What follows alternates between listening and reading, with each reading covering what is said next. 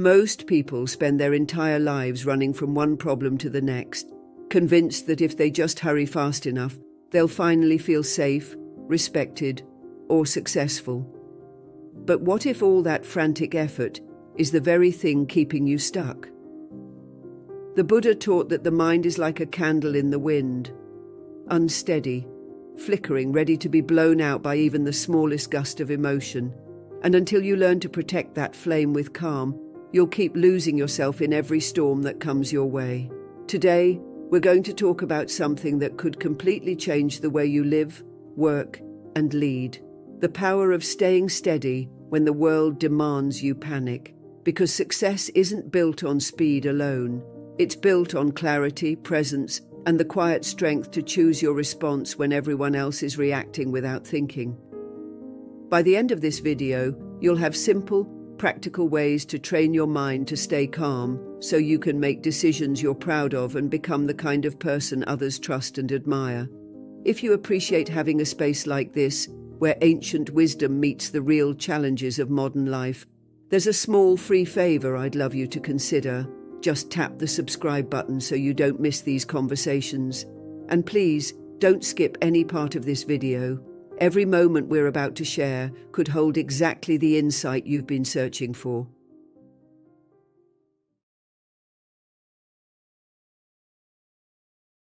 There's something almost invisible that happens when your mind is racing. It steals your ability to see clearly. You've probably noticed this in your own life. One moment, you're handling your day just fine, and the next, your thoughts start spinning so quickly that you can't tell what's real, what's important, or what you actually feel. The Buddha often spoke about this restless energy in the mind, calling it monkey mind, because it jumps from branch to branch, never stopping long enough to see the ground beneath it.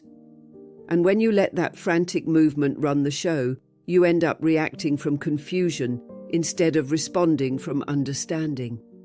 Think about how many times you've replayed an argument in your head over and over. Maybe you imagined what you should have said or worried about what the other person was thinking. Or maybe you've laid awake at night, your mind rehearsing every possible outcome of a situation that hasn't even happened yet. This is what happens when we don't learn to slow our thoughts. They start to grow larger than life, like shadows on a wall, convincing us that we have to do something right now or everything will fall apart. But here's what the Buddha taught. Most suffering isn't caused by what's actually happening. It's caused by the stories we tell ourselves about it. And those stories grow louder the faster our thoughts move. When you start to slow down, something remarkable begins to happen. You create just enough space between your thoughts to question them. You notice that not every worry deserves your belief. You see that many of your fears are simply old patterns playing out again, not truths about who you are or what your future will be. This space is where clarity lives. It's like standing on the shore and watching waves roll in and out instead of being tossed around by them. You start to understand that you don't have to react to every emotion the moment it appears. You don't have to believe every anxious thought just because it feels urgent. One of the most practical ways to do this is to use your breath as an anchor. The Buddha taught that mindfulness of breathing is a doorway to stillness. When you feel your mind speeding up, when you notice yourself jumping from worry to worry, pause. Bring your attention to the sensation of air moving in and out of your body. Feel your chest rise and fall. Count your breaths if you need to. Even 3 slow breaths can create enough distance from the rush in your head to see things more clearly. Some people hear this advice and think, that sounds too simple to work. But simplicity is exactly why it's powerful. Your mind has been trained for years to believe that speed equals control. But the truth is, the faster your thoughts move, the less control you actually have. When you slow them down, you regain your ability to choose not just your actions but your attitude. You can decide whether this is a moment that requires action or simply understanding. You can decide if a thought is worth exploring or if it's better left alone.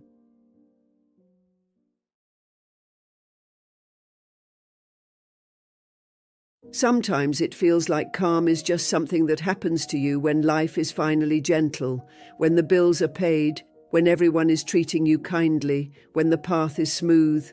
But the Buddha reminded us that waiting for perfect circumstances is the surest way to suffer. He said that conditions will always change, that gain and loss, praise and blame, comfort and discomfort are like the winds that never stop blowing across our lives. If you're always waiting for the wind to stop, you'll spend your days exhausted, chasing a stillness that never arrives on its own. The real practice, the one that transforms your mind and your future, is learning to create your own calm in the middle of the storm. This isn't some lofty spiritual ideal that only monks can achieve. It's a skill, one you build slowly, with practice and patience. Calm is a decision you make, and you often have to make it over and over again in the same hour. It's that moment when someone speaks to you with disrespect, and everything in you wants to snap back, but you pause instead. You feel the heat in your chest, the tightness in your throat, and you breathe. You remind yourself that you don't need to mirror someone else's chaos to prove your worth. You remember that your peace is more valuable than your pride. And in that simple choice to step back and notice before you react, you reclaim a little more freedom from the patterns that have kept you stuck. Think about how many times your first reaction only made things worse. The Buddha taught that our suffering often doesn't come from what happens, but from how we respond to what happens. The event is just the event, neutral, temporary, part of the natural flow of cause and effect. But when we react out of fear, anger, or insecurity, we create additional layers of struggle. We say things we regret. We shut down possibilities. We hurt others and ourselves. It takes so much courage to choose calm when your emotions feel loud and urgent. But that's the very moment when your practice becomes real. That's when you get to decide whether you'll keep replaying old habits or step into a wiser way of living. Some people believe that staying calm means you don't care, or that you're avoiding the truth. But the Buddha didn't teach us to be numb. He taught us to feel everything fully without letting it control us.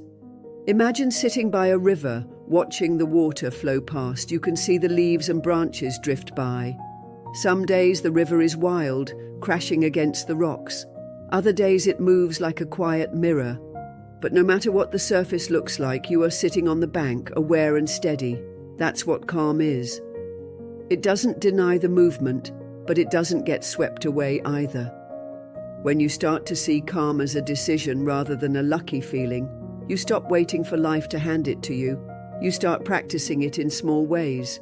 Maybe it looks like pausing before you send that text message.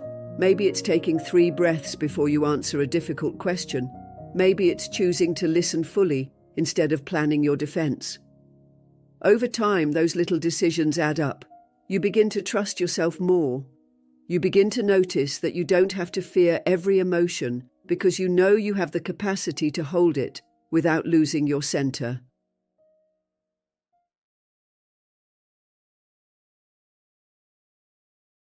It's almost automatic, isn't it? The moment something triggers you, an unfair comment, a sudden disappointment, an unexpected challenge, your entire body seems to tighten, and your mind rushes to defend, to argue, to prove a point. The Buddha often spoke about this very human reaction.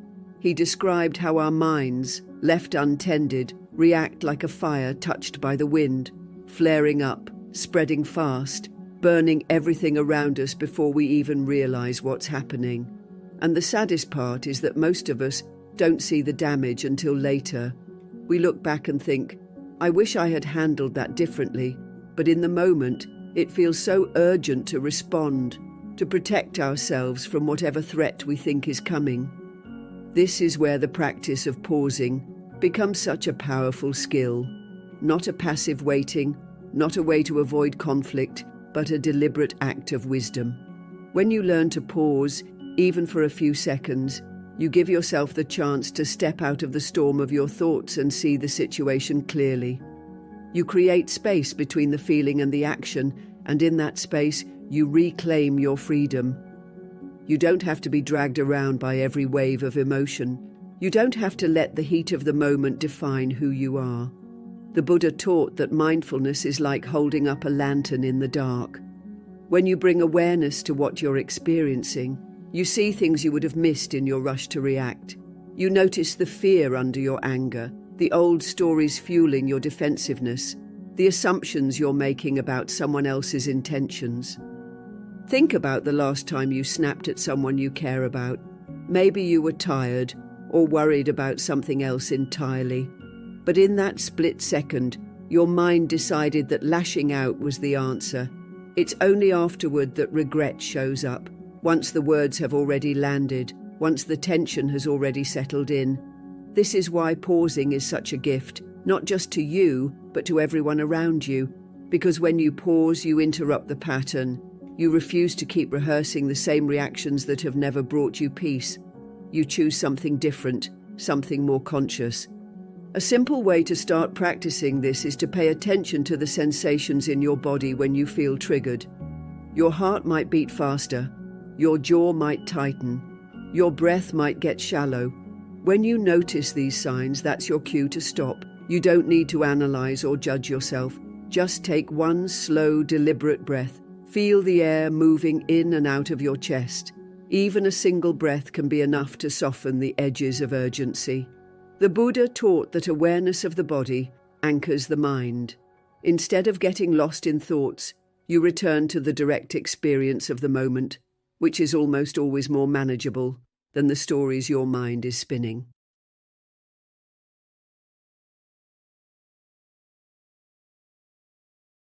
There's something quietly powerful about those moments when you decide you're not going to be rushed, no matter how much pressure you feel.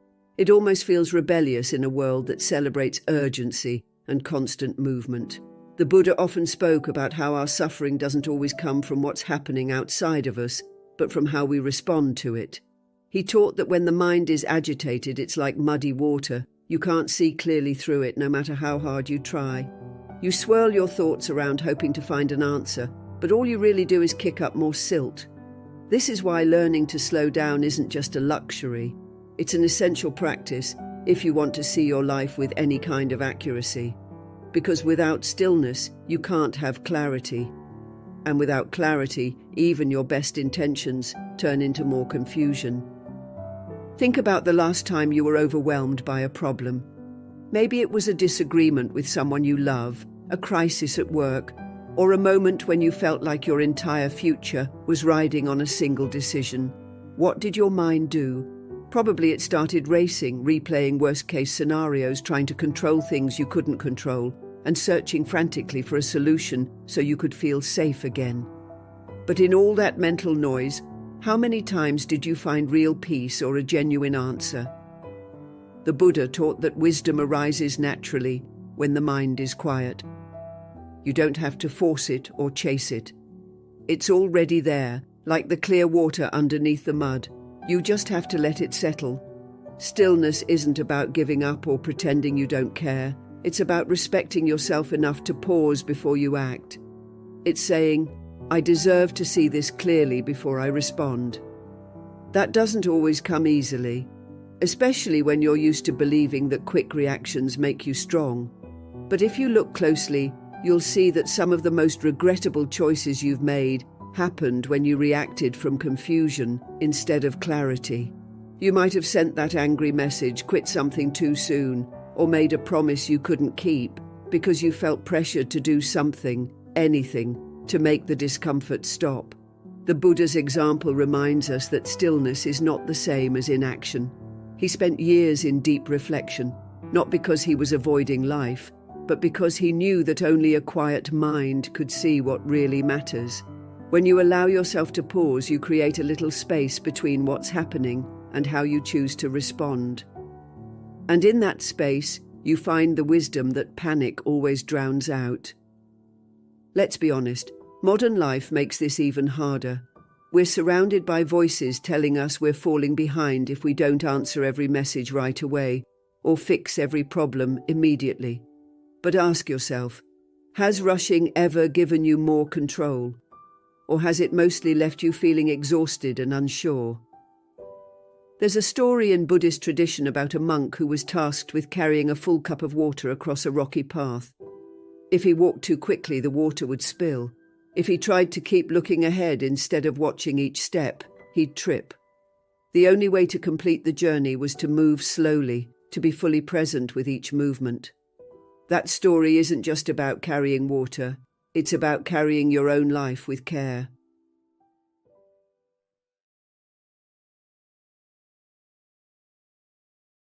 There's something most people don't realize about building a calm mind.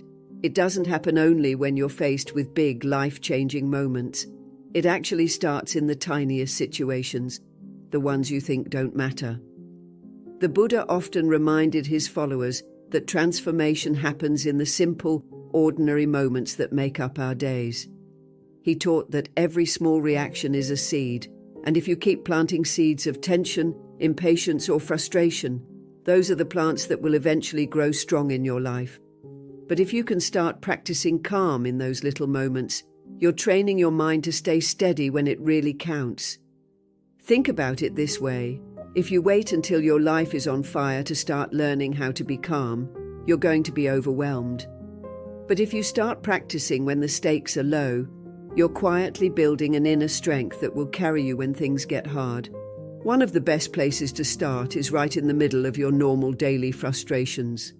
Maybe you're stuck in traffic, and you feel that familiar tightness in your chest, the impulse to honk or mutter under your breath. Or you're waiting in a long line, convinced that this delay is stealing your precious time. Or perhaps someone interrupts you for the third time in a row, and you feel your patience dissolving. These moments are your training ground. You don't have to treat them as inconveniences. You can treat them as opportunities to notice your mind, to breathe, to choose a new response. The Buddha said that awareness is like a lamp that can light up even the darkest corners of our habits.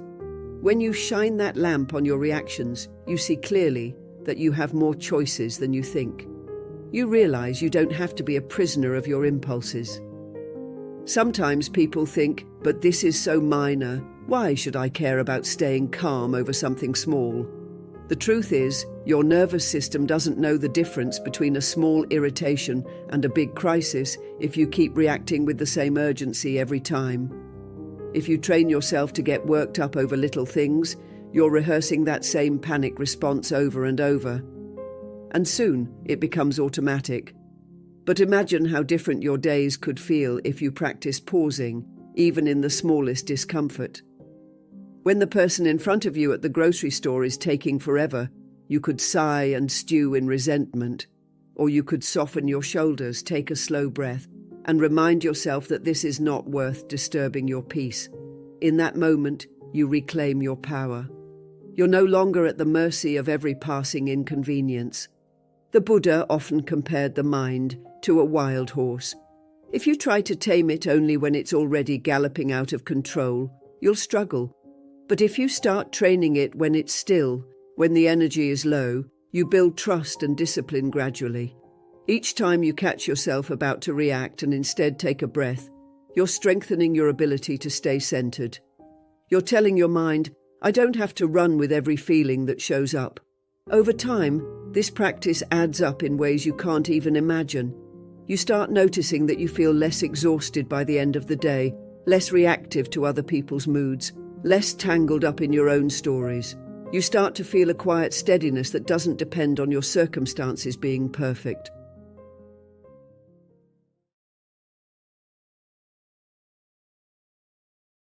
There's something most people don't realize until they're deep into the work of building a life they care about.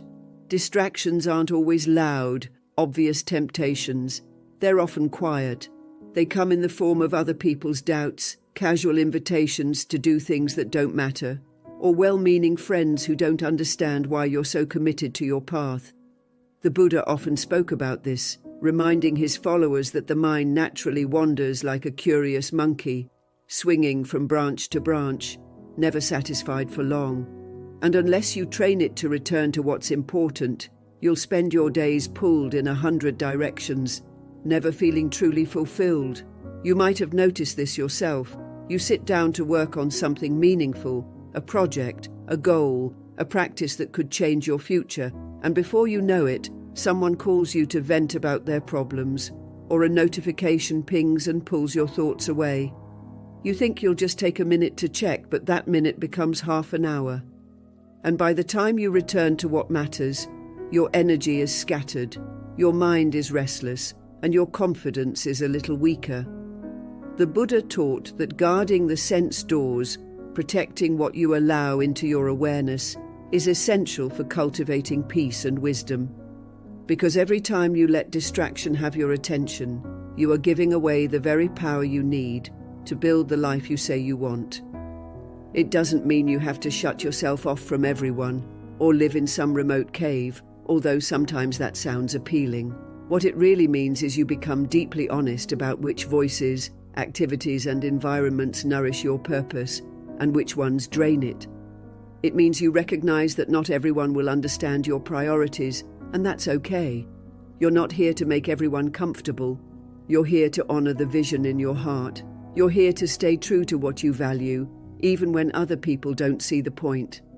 The Buddha called this right effort, the commitment to put your energy into wholesome, meaningful actions, rather than scattering it on things that pull you off your path. You'll notice that when you start taking your focus seriously, some people will feel unsettled by it. They'll say you've changed, and they'll be right. You have. You've stopped agreeing to every distraction disguised as a harmless invitation. You've stopped pretending you have time to waste.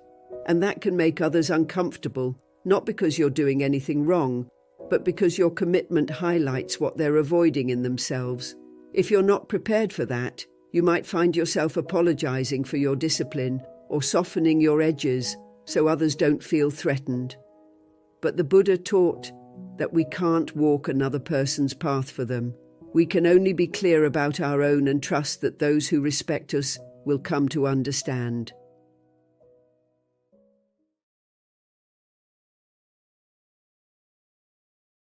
You know, one of the things that surprises people the most when they start exploring Buddhist wisdom is just how ordinary the path to peace really looks.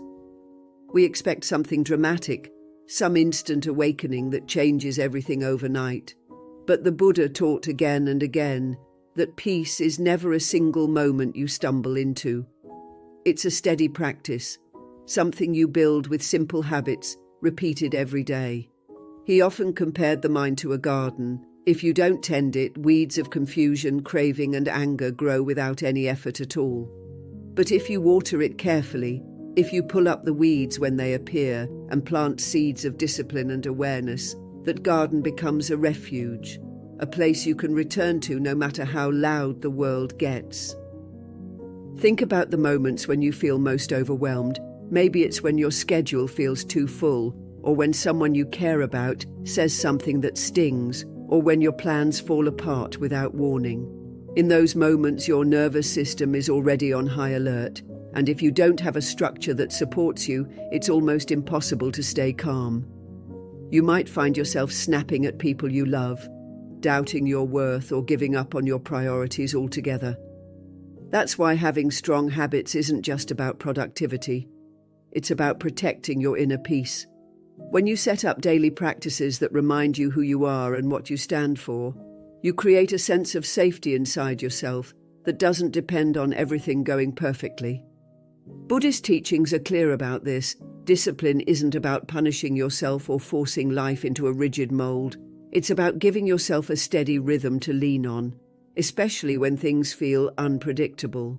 When you wake up each morning and start your day intentionally, whether it's with a few minutes of meditation, a walk in the fresh air, or simply sitting quietly with your breath, you're sending a message to your mind. You're saying, we begin from calm, not chaos.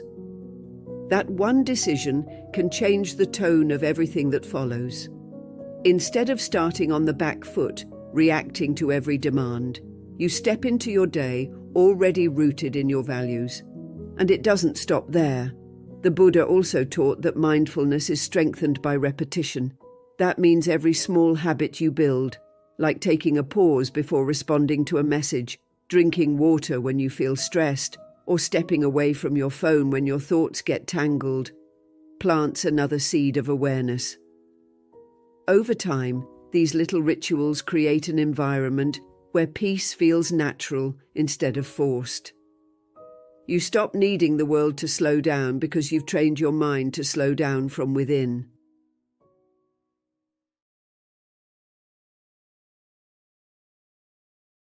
There's a reason anger feels so powerful when it rushes through you.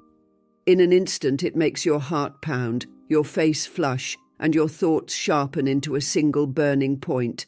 Defend yourself. Make them understand. Prove you're not weak. The Buddha knew this feeling well. He taught that anger is like holding a hot coal with the intention of throwing it at someone else. You end up burning your own hand long before it ever reaches them. It's a natural emotion, one that rises up when you feel attacked or disrespected. But letting it drive your next move almost always leads to regret. The real strength isn't in how loud you can shout or how quickly you can retaliate. It's in your ability to pause and give yourself space to respond with clarity instead of impulse. Most of the damage people carry in their relationships didn't come from thoughtfully chosen words. It came from split-second reactions, things said in the heat of frustration, decisions made while the mind was still trembling with emotion. And it doesn't stop there. Anger clouds your vision in every area of life. It makes small problems feel enormous. It pushes you to win an argument at any cost, even if that cost is trust or connection. It urges you to act fast because it convinces you that patience means weakness. But the Buddha taught that patience isn't a lack of feeling. It's the highest form of self-mastery. It's knowing you are not a slave to every surge of energy that passes through your body. You can feel deeply without reacting destructively. Think about the last time you were truly angry. If you're honest, you'll see that the emotion came with a story. Something like, "They shouldn't treat me this way," or "If I don't defend myself, I'll look foolish." These stories feel so real at the moment, they convince you that you have to act, and you have to act now. But if you had paused, even for a breath or two, you might have noticed that the story was only one version of the truth. You might have realized that reacting from that place wouldn't actually fix anything. This is the gift of patience. It gives you the chance to see what's under the anger. Maybe it's fear of being misunderstood. Maybe it's sadness that you don't feel valued. Maybe it's disappointing that your expectations weren't met.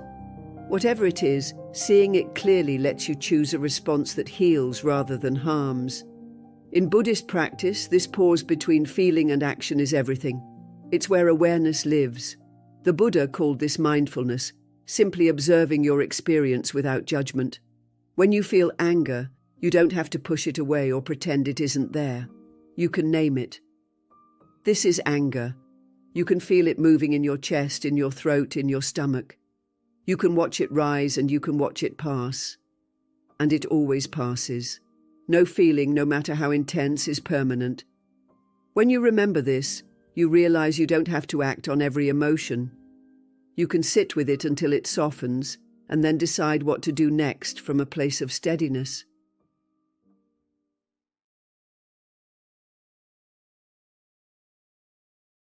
There's a certain kind of regret that feels heavier than all the others. The regret of knowing you acted too quickly, said too much, or chose something you didn't truly want, simply because your mind was clouded by emotion. The Buddha often reminded us that an untrained mind is like a wild horse. It runs in every direction, dragging you with it. And if you let that wild horse make your decisions, you'll spend years cleaning up the mess it leaves behind. Think about all the moments when you felt pressured to decide right away, when someone was waiting for an answer, when your heart was pounding, when your thoughts were loud and tangled. It can feel like you don't have time to wait for calm, but that urgency is usually just fear wearing a mask. The truth is, almost nothing good comes from making choices in panic.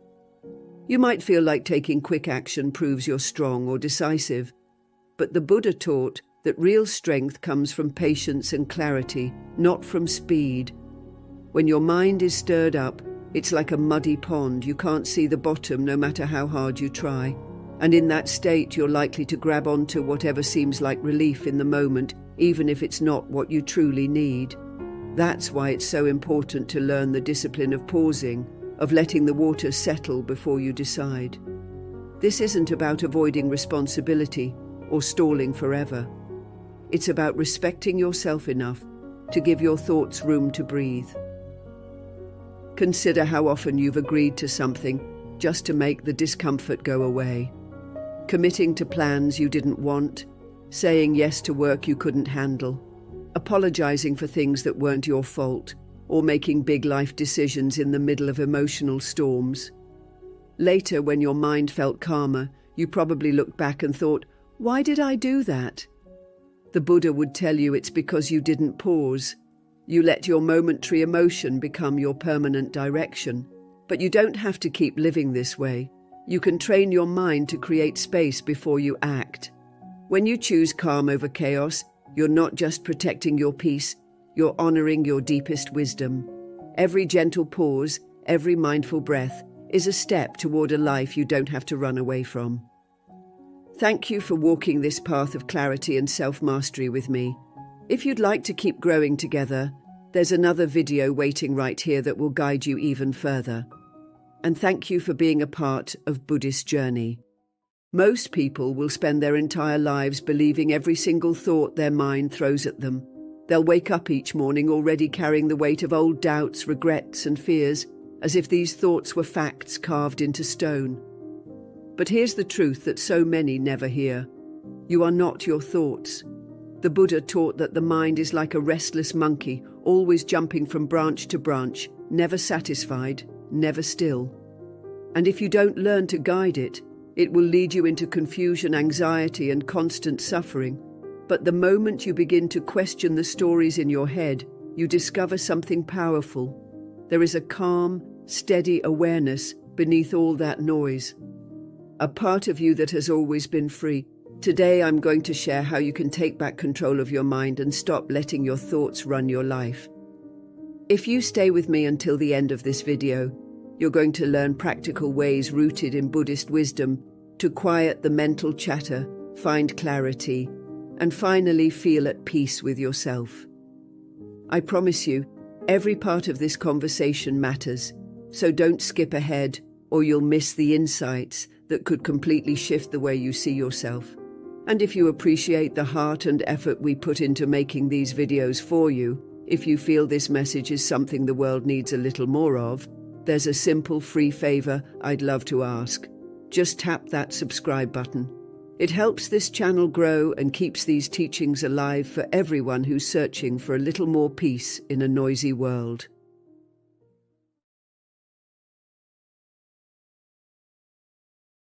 It's almost unsettling when you realize how many thoughts drift through your mind in a single day. Some mornings you wake up and it feels like 1,000 different voices are already chattering in your head before your feet even touch the floor. One is telling you to hurry, another is worried about something you said yesterday, another is already doubting if you're good enough. Most people never stop to question where these thoughts come from or whether they deserve any attention. They just let them swirl around, shaping their mood, decisions, and sense of self-worth. The Buddha often spoke about this mental clutter, describing the mind as a wild elephant that needs training. If you never learn to hold the reins, that elephant will trample your peace without hesitation.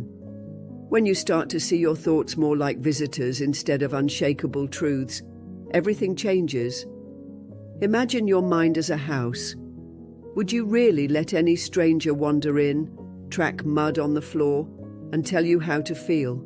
Yet that's exactly what we do with thoughts. We don't question them. We don't set any boundaries. We simply accept them, and over time, they become part of the furniture. This is why so many people feel exhausted or stuck. Their mental space has become so crowded with unfiltered noise that they can't hear their own wisdom anymore. Buddhist teachings encourage us to become aware, to step back and watch the mind without getting pulled into every storyline. The next time you catch yourself believing something like, "I'm not capable," or "I always mess things up," pause. Ask yourself, is this thought actually helpful? Is this rooted in reality or just a tired old habit? Because thoughts are not commands. They are not prophecies. They are simply passing phenomena like clouds drifting across the sky. You don't have to follow everyone. This practice isn't about pretending that everything is wonderful all the time. It's about taking responsibility for what you allow to stay in your mind. When you choose which thoughts deserve space and which ones need to be released, you start reclaiming your power. It feels unfamiliar at first, maybe even uncomfortable, but it's the beginning of true freedom. You become the gatekeeper of your own mind, and slowly, with compassion and discipline, you create an inner space that feels clear, steady, and strong. That's where peace lives.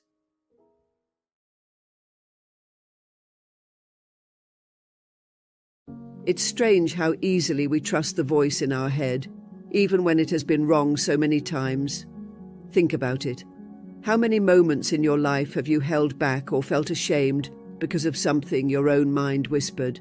The Buddha called these thoughts mental formations, the stories and assumptions we build over years of experience, pain, and habit. They seem so convincing because they wear the mask of familiarity.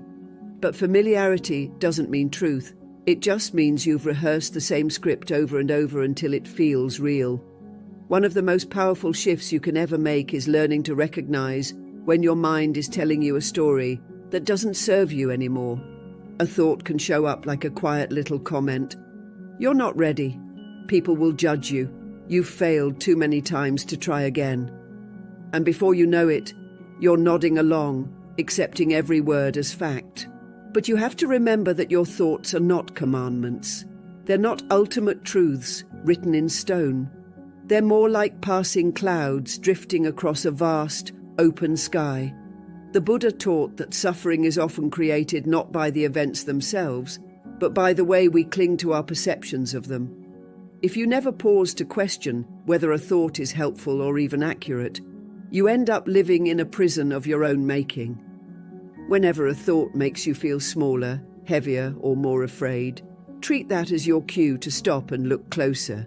Where did this belief come from? Is it something you learned as a child?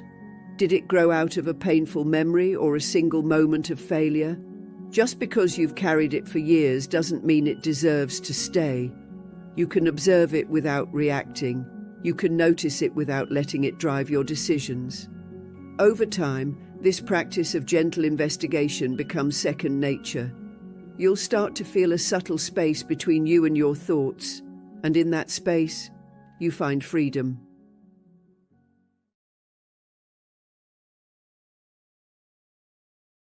You know that moment when you get an idea that lights you up inside. Maybe you feel a spark of excitement to start something new, or you finally feel ready to speak up about something that matters to you. For a second, your heart beats faster and you think, this could really change things. But almost just as quickly, the old familiar voice of fear starts whispering in your ear.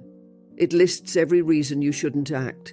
It tells you you're not prepared, that you'll fail, that other people will judge you. And before you even realize what happened, that spark has dimmed, replaced by hesitation and regret.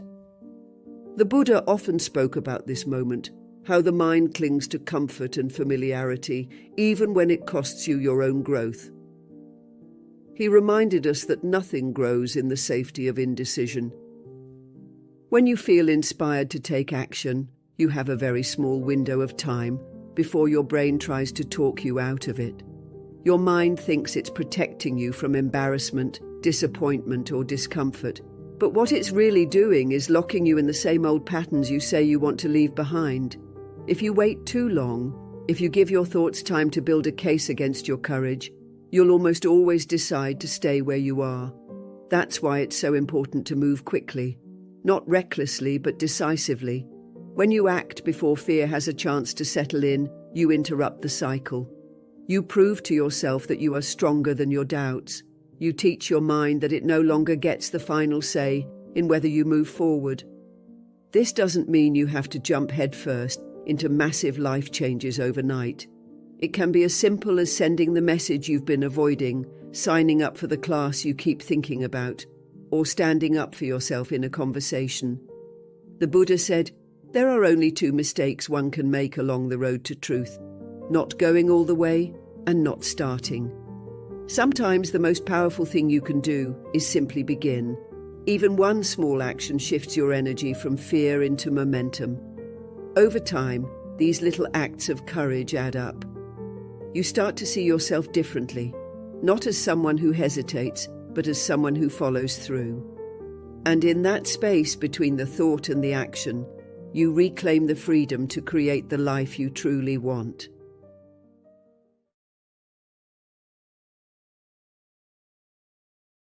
Some days you wake up and everything just feels heavy. Maybe you didn't sleep well, maybe something stressful is happening, or maybe it's just one of those mornings when you feel low for no clear reason. It happens to everyone. But here's where most people get stuck. They think that because they feel unmotivated, it means they are unmotivated. So they spend the whole day dragging themselves around, convinced they can't do anything worthwhile until their mood magically improves. The Buddha taught that all mental states arise and pass away, just like waves on the ocean. They are temporary. They don't define you. But when you let your mood be in charge of your choices, you give away your power to something that never lasts anyway. Think about how many times you've delayed something important because you just didn't feel like it. Maybe it was starting a new habit, working on a project, or having a conversation you were avoiding. Your feelings told you to wait, so you waited. But waiting didn't make you feel better. It just kept you stuck. This is the quiet trap most people never see. Believing your mood has to be right before you act. The reality is, if you only move when you feel perfect, you'll rarely move at all. The Buddha often reminded his followers that discipline, not emotion, is the foundation of a peaceful mind. It's about showing up for your life no matter what the weather is like inside your head. You don't need to pretend your emotions aren't there. You don't have to slap a smile over sadness or force excitement when you feel tired. But you can gently say to yourself, I feel this, but I'm not going to let it decide my whole day. When you practice this, you start to build a deeper respect for yourself because you prove that you are bigger than any passing mood. Even a small action counts. Maybe you write for 10 minutes instead of an hour. Maybe you go for a short walk instead of skipping exercise completely. Maybe you answer just one email instead of ignoring all of them. These little choices add up. Each time you act in spite of your mood, you grow stronger. You build a kind of quiet confidence that isn't shaken by every wave of emotion. That's the heart of real mental control, knowing that your mood is just a visitor, and you are the one who chooses whether it gets to lead.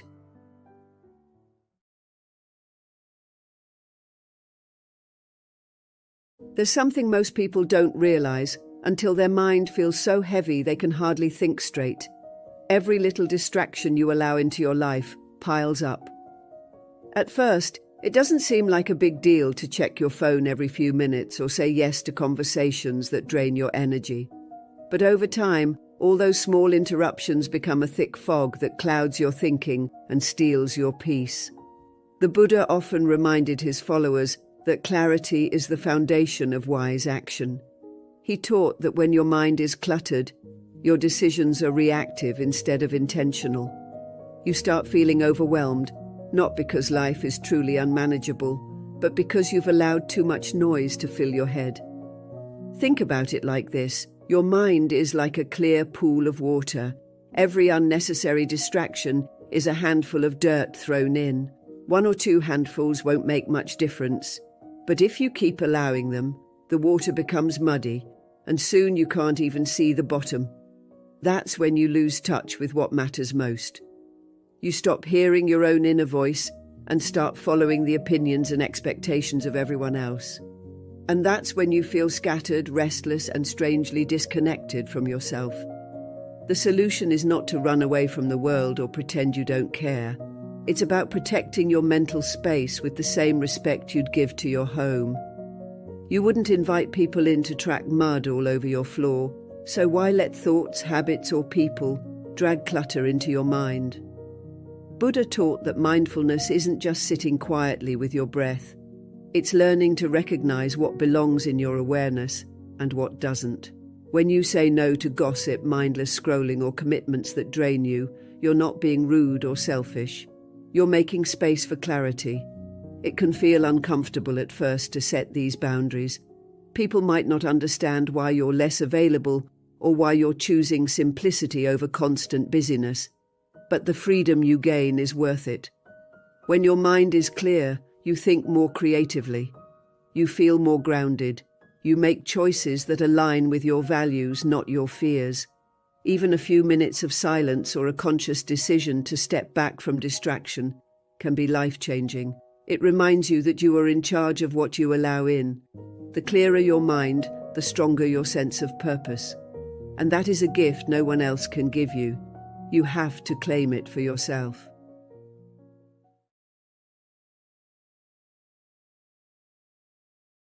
There's something almost magnetic about the easy path. It looks gentle, it feels safe, and it rarely asks much from you. But the Buddha warned that chasing comfort without question is like wrapping yourself in a soft blanket that eventually becomes a prison.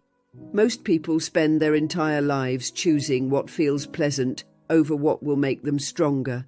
And then they wonder why they feel so unprepared when life challenges them. It's not that they aren't capable. It's that they never practiced facing discomfort. They never trained their mind to stand steady when things get hard. Think about it for a moment. Every time you decide to stay quiet when you know you should speak, you weaken your confidence. Each time you choose to skip the effort, telling yourself you'll get to it tomorrow, you chip away at your own discipline. And when you pick the easy option again and again, you create a pattern of avoiding the very experiences that could build your resilience. The Buddha described this as the path of craving, always reaching for short-term relief and never seeing the long-term cost. Comfort feels good in the moment, but it quietly steals your belief in yourself. It makes you doubt whether you can handle real challenges because you haven't given yourself a chance to prove otherwise. On the other hand, choosing what strengthens you, even when it's uncomfortable, is an act of self-respect. It's how you teach your mind that you can trust yourself to follow through. When you do the thing you've been avoiding, whether it's a difficult conversation, a commitment to your health, or learning a new skill, you start to feel a different kind of energy. It's not the fleeting pleasure of comfort. It's a deep, steady pride that comes from knowing you didn't shrink when things felt heavy. The Buddha encouraged his followers to meet their own resistance with curiosity, not judgment. He knew that the more you turn toward what scares you, the less power fear has over you.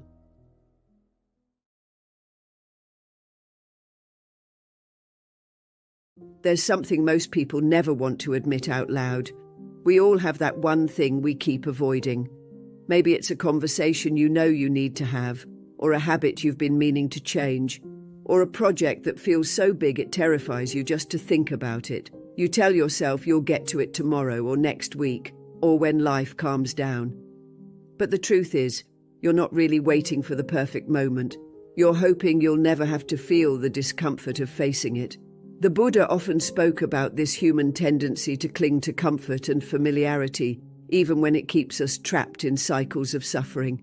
He reminded us that real freedom comes when you have the courage to look directly at what scares you, instead of turning away. Think about how many times you felt that tension in your chest whenever the thought of that hard thing came up. It's like your whole body says, "Not now, I'm not ready." And so you distract yourself with smaller, easier tasks, cleaning the house again, scrolling your phone, doing anything that feels productive without actually moving you forward. But if you're honest, you know this is just a way to avoid the very thing that would help you grow. You don't have to shame yourself for this. It's simply the mind's protective reflex, trying to shield you from discomfort. The Buddha taught that the mind is skilled at inventing excuses, weaving stories to keep us in the illusion of safety. But every time you avoid the work that matters, you feed that illusion and shrink your own confidence a little more. It's so important to ask yourself, gently but truthfully, why you keep running from the things that matter most. Is it because you're afraid to fail? Afraid to be seen trying and not getting it perfect? Or maybe it's because you're so used to staying small that you don't trust yourself to handle something bigger. When you bring awareness to these hidden fears, you start to loosen their grip. You don't have to know exactly how to fix everything. You just need to stop pretending you don't see it. The Buddha encouraged his followers to meet each moment as it is, with clarity and compassion. So the next time you feel that urge to run from the hard thing, pause, take a breath.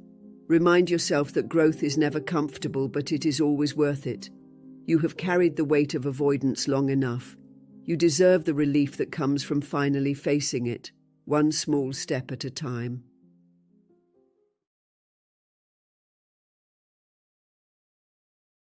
There's something unsettling about those moments when your mind starts to spin faster than you can keep up. One thought triggers another, and suddenly you're not just thinking, you're spiraling. It feels as though you're stuck inside a storm you can't see but can definitely feel. Your chest tightens, your breath goes shallow, and your body gets tense, as if bracing for something terrible to happen. The Buddha called this the restless mind, that part of us that clings to fears and invents stories about what might go wrong. And in those moments, it's so easy to believe every fearful prediction, every worst-case scenario your mind throws at you. But you don't have to. You don't have to keep feeding that cycle until you're completely drained. One of the most important things you can do when your thoughts are racing is to remember that you don't have to solve everything in that exact moment. The mind tries to convince you that unless you figure everything out right now, something bad will happen. But that urgency is an illusion. It's your mind's way of trying to feel safe by controlling what cannot be controlled. When you notice this happening, take it as a signal, not a command. It's a signal to pause. Just like the Buddha would sit beneath the Bodhi tree in silence, you too can create a little space between yourself and the chaos. Take a slow breath. Exhale even more slowly. Feel the ground under your feet. These small actions may sound simple, but they are powerful. They break the momentum of panic and bring you back to the present moment. You don't need to chase down every thought to calm your mind. In fact, the more you argue with your worries, the stronger they get. What helps instead is stepping back and observing. You can say to yourself, I see that my mind is busy right now. That's okay, this will pass. When you stop fighting your thoughts, they lose their grip on you. You create a sense of spaciousness inside, and from there clarity begins to return. Remember, you are not the storm. You are the sky that holds the storm. The clouds of fear and doubt may gather, but they are temporary. Underneath them, your awareness is clear, steady, and untouched. Trust that. Every time you choose to slow down instead of speeding up with your mind, you strengthen that trust, and you remind yourself that peace is always closer than it seems.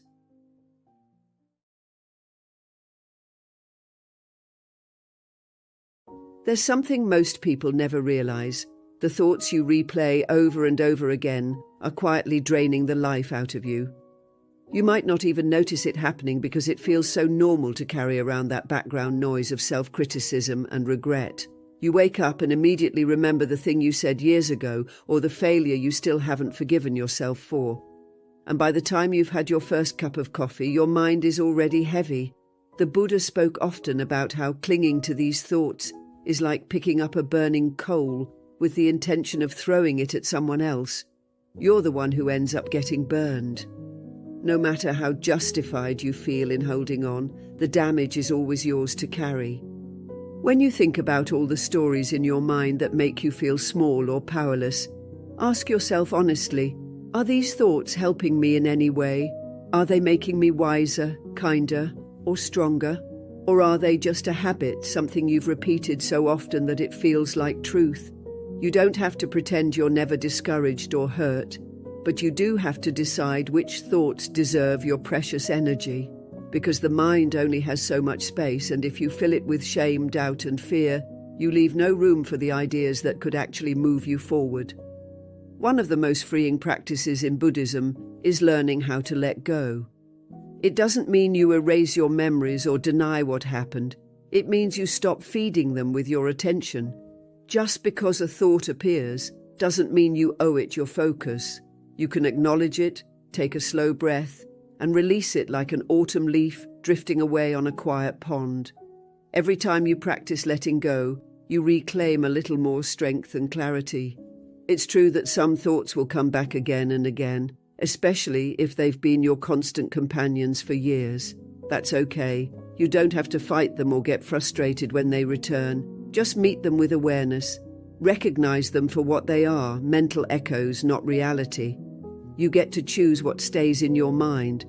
And every time you choose peace over rumination, you prove to yourself that you are not at the mercy of your thoughts.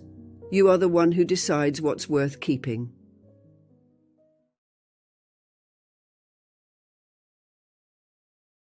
When life suddenly throws something heavy at you, a crisis at work, an argument with someone you love, a sudden setback that rattles your plans, it's so easy to slip into panic and think, I can't handle this. Your chest tightens, your mind spins, and before you know it, you're believing every fearful thought. But the Buddha reminded us that the mind is like water. When it's turbulent, you can't see clearly. Only when you allow it to settle does the truth become visible. So instead of trying to force your mind to be perfect under stress, begin by simply noticing. Notice how quickly your thoughts rush to the worst-case scenario. Notice the urge to react without pausing. This awareness is your first step toward real control. When your mind feels like it's going to break under pressure, remember that feeling overwhelmed doesn't mean you're weak. It means you're human. Strength isn't about never feeling afraid or shaken. It's about what you choose to do when those feelings come. You can practice saying to yourself, right now I feel stress, but I don't have to become this stress. That tiny gap between feeling and reacting is where your power lives. The Buddha taught that suffering arises not just from pain itself, but from our resistance to it. So when something difficult happens, don't immediately push it away or label it as failure. Sit with it. Breathe into it. Remind yourself that no emotion is permanent and no thought is the ultimate truth. Building a mind that doesn't crack under stress doesn't happen overnight. It's like strengthening a muscle. Every time you face a challenge and choose not to collapse into old patterns, you grow a little steadier. Maybe you pause to take 3 deep breaths instead of yelling. Maybe you step outside for a walk instead of spiraling into worry.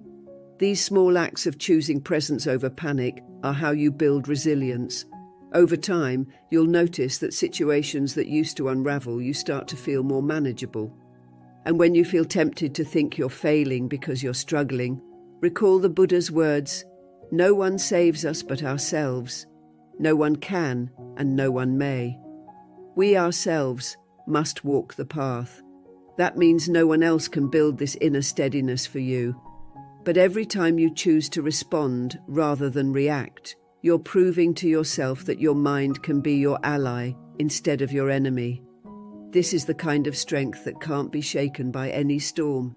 Before you rush back into your day, take one more gentle breath and remember this. You are not defined by how much you achieve or how perfectly you perform.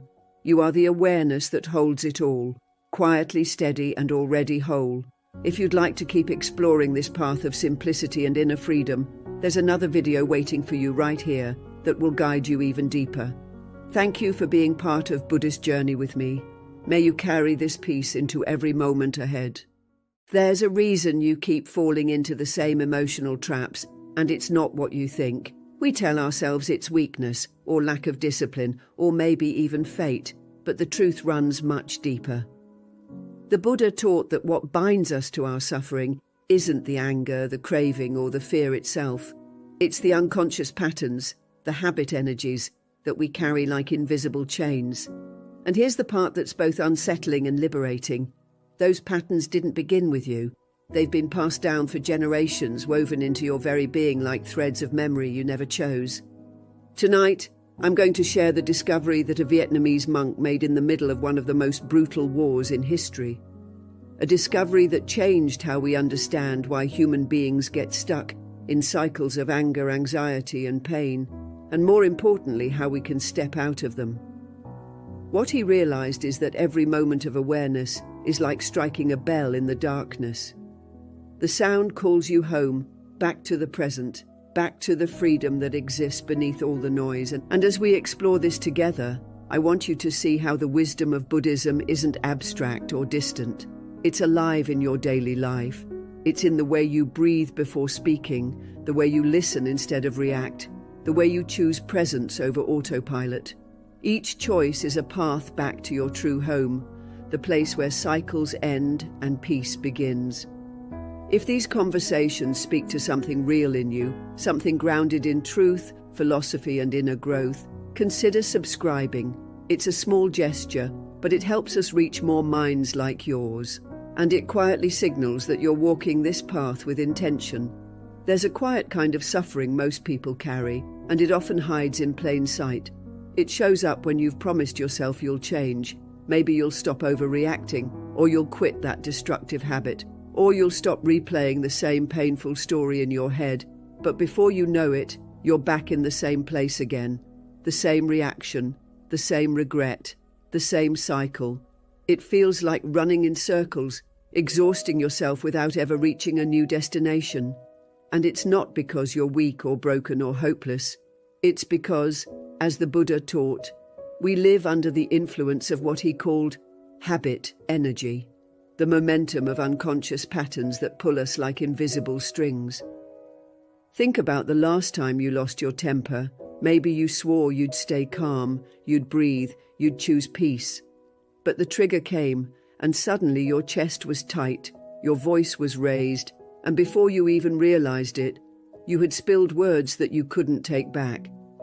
Afterwards, you told yourself, never again. But of course, the cycle repeated. This is the very nature of habit energy. It runs deeper than intention. It's not erased by promises or resolutions. It requires something more radical, awareness. The Buddha once said, "We are shaped by our thoughts. We become what we think." But what he meant wasn't just about positive thinking. It was about seeing how repeated patterns create grooves in the mind. Just as a river carves its way deeper into the earth by flowing in the same direction over time, our repeated actions and thoughts carve pathways in consciousness. And if those patterns are fueled by anger, fear, or craving, we end up stuck in ruts that lead us nowhere but deeper suffering. So what can free us? The first step is recognition. Imagine striking a bell in a silent temple. At first, the sound is sharp and clear. Then it fades, leaving an echo that lingers in the air. Our awareness is like that bell. When you notice a negative habit arising, you strike the bell of mindfulness. The sound is the moment of waking up. You realize anger is here, craving is here, fear is here. And in that recognition, something changes. You're no longer inside the habit blindly. You've created a small space, a pause where choice becomes possible. This is why in Zen monasteries the sound of a bell isn't just to mark time. It's a call to return home. The monks stop what they're doing, they breathe, and they come back to the present moment. What if you treated your own triggers the same way? What if instead of rushing headlong into reaction, you saw your irritation, your craving, or your despair as a bell calling you to stop, breathe, and come home? But here's the challenge. We're not just dealing with one lifetime of habits. In many ways, we're carrying the weight of generations. A boy promises he will never be like his father, who shouted in anger when he was hurt. Yet one day, when his sister falls and begins to cry, he feels the same surge of irritation rise up. The same words form on his lips. How could you be so careless? In that moment, he realizes the truth. These habits are not only his. They are inherited, passed down through his father and his father's father, a chain of reactivity stretching back through time. This is why Buddhism teaches the concept of continuation. You are not separate from those who came before you. You carry their patterns, their wounds, and also their strengths. And here is the liberating part. When you heal yourself, you are also healing them. When you interrupt the cycle, when you bring compassion where there was once only anger, you free not just your own life, but the countless lives connected to you. Let's pause here. Have you noticed how often you treat your habits as enemies? You call them bad, you shame yourself, you promise to fight harder, but the Buddha never taught us to fight with ourselves. He taught us to understand. Just as a mother doesn't scold a crying baby but holds it gently, we are asked to hold our anger, our fear, our craving with mindfulness, to say, I see you, I will take care of you. That simple shift from judgment to compassion is revolutionary. Think of your anger like fire. If you panic and try to beat it down with your hands, you'll only get burned. If you feed it wood, it will consume everything. But if you learn to contain it, to watch it, to understand its nature, it will transform into light and warmth. The Buddha said, hatred does not cease by hatred, but only by love. This is the eternal rule. When you hold your habit with love, you create the conditions for transformation. Of course, this takes practice. It's not a one-time realization. It's a daily training. This is why mindfulness of breathing, walking meditation, and even drinking tea are considered so powerful in Buddhism. They are not escapes from life. They are laboratories of transformation. When you breathe mindfully, you're not just inhaling air. You are training your nervous system to return to calm, to interrupt the cycle of reactivity. When you walk with awareness, each step becomes an arrival, each footfall a reminder. I am home. When you drink tea in silence, truly tasting, truly present, you are proving to yourself that peace is possible in the simplest of acts. Now, imagine applying this to the very moment a habit arises. The phone rings, and instead of rushing, you breathe 3 times before answering. Craving appears, and instead of grabbing what you want, you pause and ask, what is this really about? Anger arises, and instead of exploding, you silently say, I see you, I will care for you. Each time you do this, you weaken the old groove and create a new one. Over time, the cycle begins to loosen its grip, and here's the paradox. Peace doesn't come from erasing all habits at once. It comes from discovering freedom in a single breath, in a single step, in a single choice. The Buddha reminded us that the mind is everything. What you think, you become. Every small act of awareness is a seed. Every seed watered with mindfulness grows into a tree of peace. But why does it feel so difficult? Because most of us are addicted to movement. Our minds jump from past to future, problem to problem, like restless monkeys. We crave stimulation. We run from silence. We drown ourselves in distractions. Yet the sound of a bell, the metaphorical bell of awareness, offers us the chance to stop. Stopping isn't a weakness. Stopping is the foundation of freedom. When you stop running, you realize you've been home all along. There is a Zen story of a monk who asked his teacher, "Where can I find peace?" The teacher replied, "If you stop looking for it, you will find it." At first, this sounds like a riddle, but it's simple. As long as you're chasing peace as something outside yourself, you will never arrive. When you stop, breathe and rest in this moment, you discover that peace was never missing. It was only hidden beneath layers of habit and forgetfulness. So tonight, as you listen, consider this. Your habits are not life sentences, they are invitations. Every time you fall into anger, it's an invitation to practice compassion. Every time you feel craving, it's an invitation to look deeper at what you truly need. Every time you feel despair, it's an invitation to return to the present moment and discover that even here, even now, there are small miracles to touch. The Buddha once told his disciples, do not dwell in the past, do not dream of the future, concentrate the mind on the present moment. It sounds simple, but in practice, it is the hardest work and the most rewarding. Because when you stop dwelling, when you stop dreaming, and you simply arrive, the cycle of negative habits begins to dissolve. You are no longer spinning in circles. You are walking a new path, one mindful step at a time. Most people think breaking habits is about willpower. Push harder, resist longer, punish yourself when you fail. But if willpower alone were enough, we wouldn't be repeating the same cycles year after year. The truth is, the more you fight a habit with force, the more it tightens its grip. What you resist doesn't just persist, it grows stronger. That's why the Buddha taught a different way. He understood that liberation doesn't come through force, but through understanding. Imagine someone drowning in quicksand. The instinct is to thrash, to fight, to claw your way out. But the more you struggle, the deeper you sink. Only when you learn to move gently, carefully, with awareness, do you give yourself the chance to rise. Our habits are the same. The more we thrash against them with anger or shame, the more we sink. But when we approach them with mindfulness, we begin to free ourselves. This is where the practice of mindful breathing becomes so revolutionary. At first, it may seem too simple. How could paying attention to your breath undo years, even generations, of destructive patterns? Yet think about it. Every habit arises in the body. Anxiety shows up as racing breath. Anger shows up as heat in the chest. Craving shows up as restlessness in the hands. By returning to the breath, you return to the source of your patterns. You reconnect body and mind, and in that reconnection, the cycle begins to lose its unconscious power. The Buddha said, "To breathe in, I know I am breathing in. To breathe out, I know I am breathing out."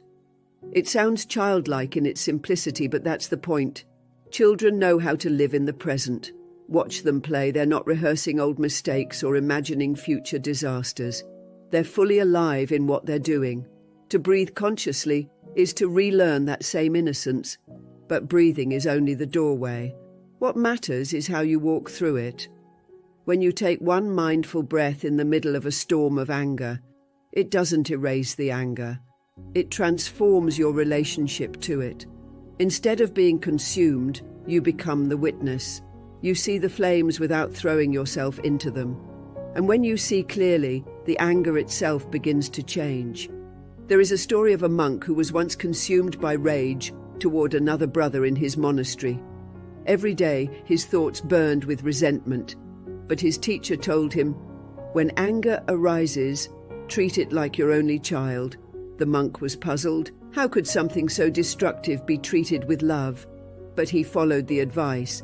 Each time the anger rose, he imagined holding it in his arms like a newborn, not judging it, not rejecting it, simply being present with it. Over time, the fire cooled. What had once been pure rage revealed itself to be hurt, and beneath the hurt, a longing for connection. From that insight came forgiveness. This is why Buddhism never teaches suppression. Suppression only buries the habit deeper, where it waits like a seed, ready to sprout again. Mindfulness is not about burying, it is about bringing light.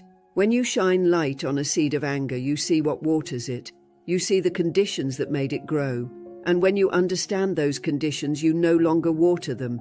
You create space for other seeds, compassion, patience, joy, to grow instead. But here's a subtle danger. Many people hear these teachings and think mindfulness means passivity, that it means doing nothing. That's not true. To be mindful is not to ignore or deny. It is to act from clarity rather than compulsion. The Buddha himself faced wars, injustice, and conflict in his time. He didn't turn away. He responded with wisdom. He reminded his disciples, if you light a lamp for someone else, it will also brighten your path. Mindfulness is the lamp. It allows you to act without becoming blind in the darkness of habit. Think for a moment about your own life. How many times have you spoken words you didn't mean, only to regret them the moment they left your lips? How many times have you reached for something, food, drink, distraction, not because you truly needed it, but because habit pulled you there? These moments of autopilot steal our lives. We end up living not as free beings, but as puppets of unseen patterns. The Buddha's path is about cutting the strings. One of the most profound examples of this comes from the story of a Vietnamese teacher exiled from his homeland during war. For years, he dreamed of returning to the hills and temples of his childhood. In his dreams, he would see himself climbing the familiar green hill. But each time, just before reaching the top, he would wake up, filled with grief. For decades, this dream haunted him. Until one day, through the practice of mindfulness, he realized home is not a place. Home is presence. He began to breathe with the words, "I have arrived. I am home." And the dreams stopped. He had broken the cycle of longing and found peace in the present. This discovery is universal. How often do we say, "I'll be happy when I get the right job, the right partner, the right house"? But this "when" is an illusion. It keeps us trapped in a cycle of postponement. Each time we reach the goal, another "when" arises, and so life becomes an endless chase. The Buddha turned this illusion on its head. He said, happiness is not found in the future. It is found in the deep awareness of this moment. You may be thinking, but what if my present moment is filled with pain? And it's true. Life brings suffering. The Buddha's very first teaching was the truth of suffering, but suffering doesn't cancel out peace. They coexist. Even in pain, there are elements of wonder, the breath that still flows, the sunlight that still shines, the heart that still beats. Mindfulness allows you to touch these wonders, even in the midst of struggle. And when you touch them, the cycle of despair loosens. This isn't abstract. Try it. The next time you're anxious, instead of drowning in thought, pause and notice your breath. Feel your feet on the ground. Notice something simple, the way the light falls through the window, the sound of a bird outside. In that moment, you're not erasing your anxiety, but you're not feeding it either. You're reclaiming your freedom. This is how negative habits begin to dissolve. Not with grand gestures, but with small arrivals. Step by step, breath by breath, presence becomes stronger than compulsion. And one day you look back and realize the cycle has weakened. The groove in the mind has softened. A new path has formed. But the Buddha also knew that walking this path alone is difficult. That's why he emphasized the Sangha, the community of practice. Alone, your candle flickers. Together, the light becomes ablaze. In monasteries, bells are rung not just for one person, but for everyone. When one stops to breathe, all stop. The collective energy carries you. Even outside a monastery, you can create your own Sangha. Surround yourself with people who value presence, who remind you of your better self. Each time they choose mindfulness, they water that seed in you as well. There's a saying, if you want to go fast, go alone. If you want to go far, go together. Ending the cycle of negative habits is not about speed. It's about depth, endurance, and compassion, and we need each other for that. Still, even with community, the real work happens inside. The Buddha compared the mind to a garden. In it are all kinds of seeds: anger, joy, fear, compassion. Which seeds grow depends on what you water. Every thought, every action, every word is like rain. If you constantly water anger, anger grows. If you water compassion, compassion blossoms. Mindfulness is the gardener's awareness. It allows you to choose where to pour your attention. Think about how you use your attention. Do you feed it constantly with news that stokes fear, with conversations that breed gossip, with distractions that keep you restless? Or do you feed it with silence, with gratitude, with acts of kindness? Your habits are not accidents. They are the harvest of what you water daily. The good news is, the cycle can be broken at any point. Even one mindful breath interrupts years of unconscious pattern. Even one act of compassion begins to heal generations of hurt. And when you realize this, hope returns.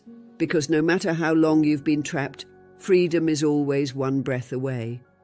The Buddha said that there is no path to happiness. Happiness is the path. This means you don't have to wait until you are perfect, until your habits are gone, until your life looks a certain way. You walk the path now. You live the freedom now. And in doing so, the cycle begins to dissolve. There's a moment everyone knows but few admit. It's the moment you catch yourself repeating the very thing you swore you'd never do. You feel the anger rising, your words spilling faster than your awareness can catch them, and suddenly you see your parent, your teacher, your past self, living through you. And it hurts, not just because of what you said or did, but because it feels as if the past has you in its grip. This is why the Buddha spoke so often about habit energy. Not because it was some abstract doctrine, but because he knew this is the invisible prison that keeps humanity repeating the same suffering. Habit energy doesn't always shout. Sometimes it whispers. Sometimes it shows up as that restless scroll through your phone at midnight, knowing you should be sleeping. Sometimes it's the way you shrink yourself in conversations, telling yourself your voice doesn't matter. Sometimes it's the craving for more possessions, more approval, more recognition, no matter how much you already have. Each of these is a thread, and together they weave the fabric of our daily lives. But here's the good news. The fabric is not fixed. It can be rewoven. The Buddha said, "Each morning we are born again. What we do today is what matters most." This isn't just poetry. It's a reminder that no matter how deep the groove of habit may be, every moment is an opportunity to lay down a new groove. Still, most of us don't believe this. We think change must be dramatic, overnight, absolute. But Buddhism teaches the opposite. It's the small shifts, the gentle arrivals, the pauses that accumulate into transformation. Like drops of water wearing down stone, each mindful moment changes the shape of your life. Let me share a story. A young boy once came to a monastery each summer with his younger sister. He loved the peace of the temple grounds, the quiet of the gardens, the chants in the meditation hall. But he carried a secret vow inside him. At home, his father often responded to his pain with anger. If he scraped his knee, his father scolded him for being careless instead of comforting him. The boy promised himself, "When I grow up, I'll never be like him. If I have children, I'll respond with love, not irritation." One summer at the monastery, his sister was playing with another child on a hammock. They were laughing, swinging, until suddenly one of the girls fell and cut herself badly. Blood, tears, panic. And in that instant the boy felt it, an overwhelming surge of anger rising in his chest. The very same words he had heard so many times leapt to his tongue. "Stupid! How could you do that?" He caught himself just in time, stunned. He realized with horror that the same energy lived in him. His promise alone was not enough. Habit energy had been passed down like a seed planted deep in his consciousness. What saved him was the practice of mindfulness he had learned at the monastery. Instead of exploding, he walked slowly, breathing deeply, practicing the art of stopping. And with each step, clarity grew. He saw that his father wasn't a monster. He too had inherited this pattern, and his father's father before him. This anger had flowed through generations, like a river too strong to resist. But now, in this moment of awareness, the boy had a choice. He could either continue the flow or redirect it.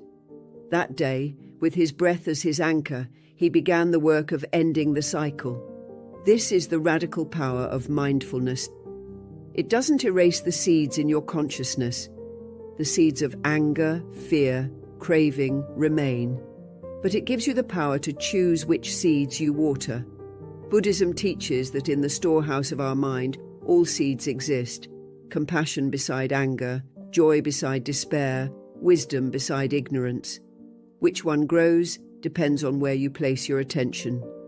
So ask yourself, what are you watering today? Every complaint, every negative thought, every indulgence in craving, it waters certain seeds. Every breath of gratitude, every act of kindness, every pause before reacting, it waters others. Over time, the garden of your mind becomes the reflection of your daily watering. And here's the subtle truth. Habits are not destroyed, they are transformed. Your anger, when held with understanding, can become clarity about what matters most. Your craving, when seen clearly, can become insight into what you're really longing for. Connection, purpose, belonging. Your fear, when embraced, can become courage. The energy doesn't vanish, it changes form. The Buddha once explained it like this: just as a snake sheds its skin, we must shed our past again and again. But the snake doesn't destroy itself. It doesn't kill the skin in hatred, it simply outgrows it. That's how transformation happens, not through war with yourself, but through growth, through outgrowing what no longer serves you. Now let's bring this closer to your own life. Think of a habit that has followed you for years. Maybe it's losing your temper, maybe it's doubting yourself, maybe it's numbing your emotions with distraction. Instead of promising yourself you'll never do it again, what if you saw it as a teacher? Each time it arises, it's calling you to practice. Each time you stumble, it's a reminder to breathe. This is not failure, it's training. And every round of training makes you stronger, wiser, freer. There's another Zen story of a monk who asked his teacher, "How long will it take me to be free of anger if I practice diligently every day?" The teacher replied, 10 years. The monk protested, 10 years? What if I work twice as hard? The teacher answered, then 20 years. Confused, the monk asked, why longer? The teacher smiled and said, because when you hurry, you water the seed of impatience. Freedom doesn't grow in that soil. This is the paradox of Buddhist practice. The more you grasp at change, the further it slips. The more gently you walk, the more naturally transformation arrives. Like a flower opening, you can't force it. You can only create the right conditions, and those conditions are available right now. The next time anger arises, breathe and say softly, "Hello, anger, I see you." The next time craving appears, breathe and whisper, "Hello, craving, I know you're here." The next time fear trembles in your chest, breathe and comfort it as you would a child. "It's okay, I'm here with you." In doing this, you're not just surviving the habit, you're reshaping your consciousness. The Buddha's wisdom shines here. Peace comes from within. Do not seek it without. Your freedom isn't waiting in some distant future when you've finally perfected yourself. It's available in the way you meet this very moment. And yet, habits don't only live inside us, they live between us. How many conflicts in families, friendships, or societies come from the recycling of old patterns? One person reacts with anger, the other retaliates, and the cycle escalates. Nations fall into war the same way individuals fall into fights, through habit energy. This is why the Buddha insisted on compassion as the foundation of any lasting peace. Not sentimentality, but the courage to break the cycle, to refuse to return hate with hate.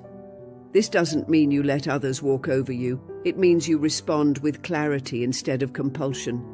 You set boundaries with wisdom, not with revenge. You speak the truth firmly, but without poisoning your words with hatred. This is harder than it sounds, which is why so few choose it. But when you do, you plant a flag for peace in a world addicted to conflict.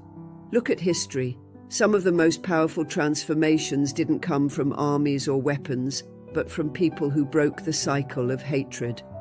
A monk sitting calmly in flames, offering his body as a message of love. A leader walking with thousands in silence rather than striking back with violence. These moments shake the world not because they are loud, but because they reveal another possibility. And you don't need to be a monk or a leader to embody this. Every time you stop a fight before it begins, every time you choose listening over shouting, every time you pause before sending that angry message, you're breaking the cycle. You're proving to yourself and to others that peace is possible even here, even now. In this way, Buddhist teachings are not abstract philosophy. They are daily medicine. Medicine for the mind poisoned by anger. Medicine for the heart restless with craving. Medicine for the spirit caught in fear. The cure isn't outside you. It's in the breath, the pause, the choice you make in the heat of the moment. So the question becomes, what will you choose next time? Will you feed the cycle, or will you let the bell of mindfulness call you home? Each choice matters, because each choice is a thread in the fabric of your life, and the fabric you weave becomes the home you live in. There's a kind of hunger that no meal can satisfy. You know it, that subtle itch, that restless pull toward just one more scroll, one more purchase, one more compliment, one more drink, one more chance to prove yourself. And the moment you get it, the satisfaction slips like sand through your fingers. That's because what you're chasing isn't the thing itself. It's the feeling behind the thing. You want safety, recognition, love, belonging. But craving tricks the mind into thinking it lives outside of you. The Buddha saw this clearly. He called it tanha, thirst. Not the natural desire for food when hungry or rest when tired, but the endless grasping at more, the thirst that never ends. This thirst is the engine of suffering, and yet it's so ordinary we hardly notice it. It's in the way you check your phone without thinking, the way you replay a compliment for days, the way you measure yourself against others' lives. Each is a sip from salt water, tempting, but the more you drink, the thirstier you become. But why does craving have such power? Because it ties itself to identity. It whispers, if you get this, you'll finally be enough. If you lose this, you'll be nothing. That's why rejection cuts so deep, why failure feels fatal, why even small losses can feel unbearable. Craving is never about the object, it's about the story you've wrapped around it. The Buddha's wisdom here was radical. He didn't say, destroy all desire. That's a common misunderstanding. He said, understand it. To see desire for what it is, a movement of the mind, not the truth of who you are. Once you see it clearly, it loosens its grip. There's a Zen story of a monk who asked his teacher, Master, what is the greatest obstacle to enlightenment? The teacher replied, attachment. The monk asked, and what is attachment? The teacher said, it is the belief that this moment is not enough. Think about that. How many times have you overlooked the present because you were reaching for the next thing? You finish your meal but already plan dessert. You achieve one goal and immediately set another. You receive love but still worry if it will last. The cycle is endless because craving feeds on tomorrow, never today. And yet the present is all that ever exists. The Buddha said, do not dwell in the past, do not dream of the future. Concentrate the mind on the present moment. He wasn't denying ambition or planning. He was showing that when you're rooted in now, craving loses its fuel. But here's the subtle trap. Craving often disguises itself as virtue. You tell yourself, I just want to improve. But if that improvement comes from a place of not enough, it will never end. You say, I just want love. But if that love comes from fear of being alone, it will always feel unstable. You strive for success, but if success is tied to your worth, it will never satisfy. So how do you break free? By shifting the soil where craving grows. When you cultivate contentment, gratitude, and presence, craving withers, not because you forced it away, but because you saw through its illusion. The Buddha compared this to a fire. Craving is like a flame consuming wood. It burns and burns until the fuel runs out, but the flame itself has no substance. Once you stop feeding it, it dies naturally. Let me tell you a story. A wealthy man once came to the Buddha complaining of his endless anxiety. I have wealth, property, servants and family, he said, but still I feel restless. I always want more, and the more I gain, the more fearful I become of losing it. The Buddha listened and then asked, if you had only half of what you possess, would your anxiety be less? The man shook his head. No, it would be worse. The Buddha smiled gently. Then your suffering is not caused by what you have, but by the grasping in your heart. This teaching is timeless. Modern life may look different, but the grasping is the same. You might not be hoarding gold, but maybe you're hoarding attention, validation, or digital likes. And the more you cling, the more restless you become. So the practice is simple, though not easy. Notice when craving arises. Don't judge it, just see it.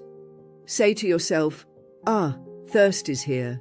Then pause, breathe, ask, what am I really longing for? Often you'll find the answer is not the thing itself, it's peace, safety, connection. And those are already available in the present moment. One of my teachers once said, every craving is a disguised prayer for presence. Think about that. Beneath every restless reach is the desire to feel whole, but wholeness can't be bought, stolen, or forced. It can only be remembered, and yet, let's be honest, craving doesn't vanish just because we understand it once. It returns again and again, like waves on the shore. This is why the Buddha emphasized practice, not perfection. You don't need to conquer every wave, you need to learn how to surf. Each time craving rises, it's another chance to practice balance. Each stumble is another lesson. The mind may protest, but if I let go of craving, won't I lose ambition, passion, drive? This is where Buddhism offers a subtle distinction. There's a difference between craving and aspiration. Craving comes from fear and lack. Aspiration comes from wisdom and love. Craving says, if I don't get this, I'll be nothing.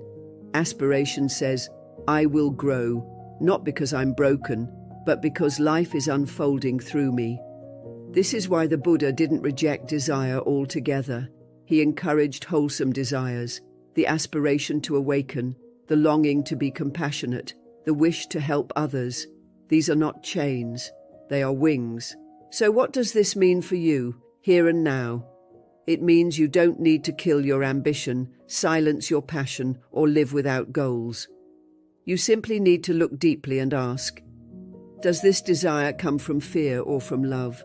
Does it bind me tighter or does it free me? If you practice this inquiry, your relationship with desire changes. Success no longer defines you. Love no longer enslaves you. Possessions no longer possess you. You engage with life fully, but without clinging. You can enjoy what comes and release what goes. That is freedom, and that freedom is not distant.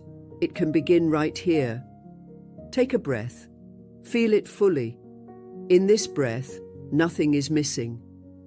At this moment, you are already whole.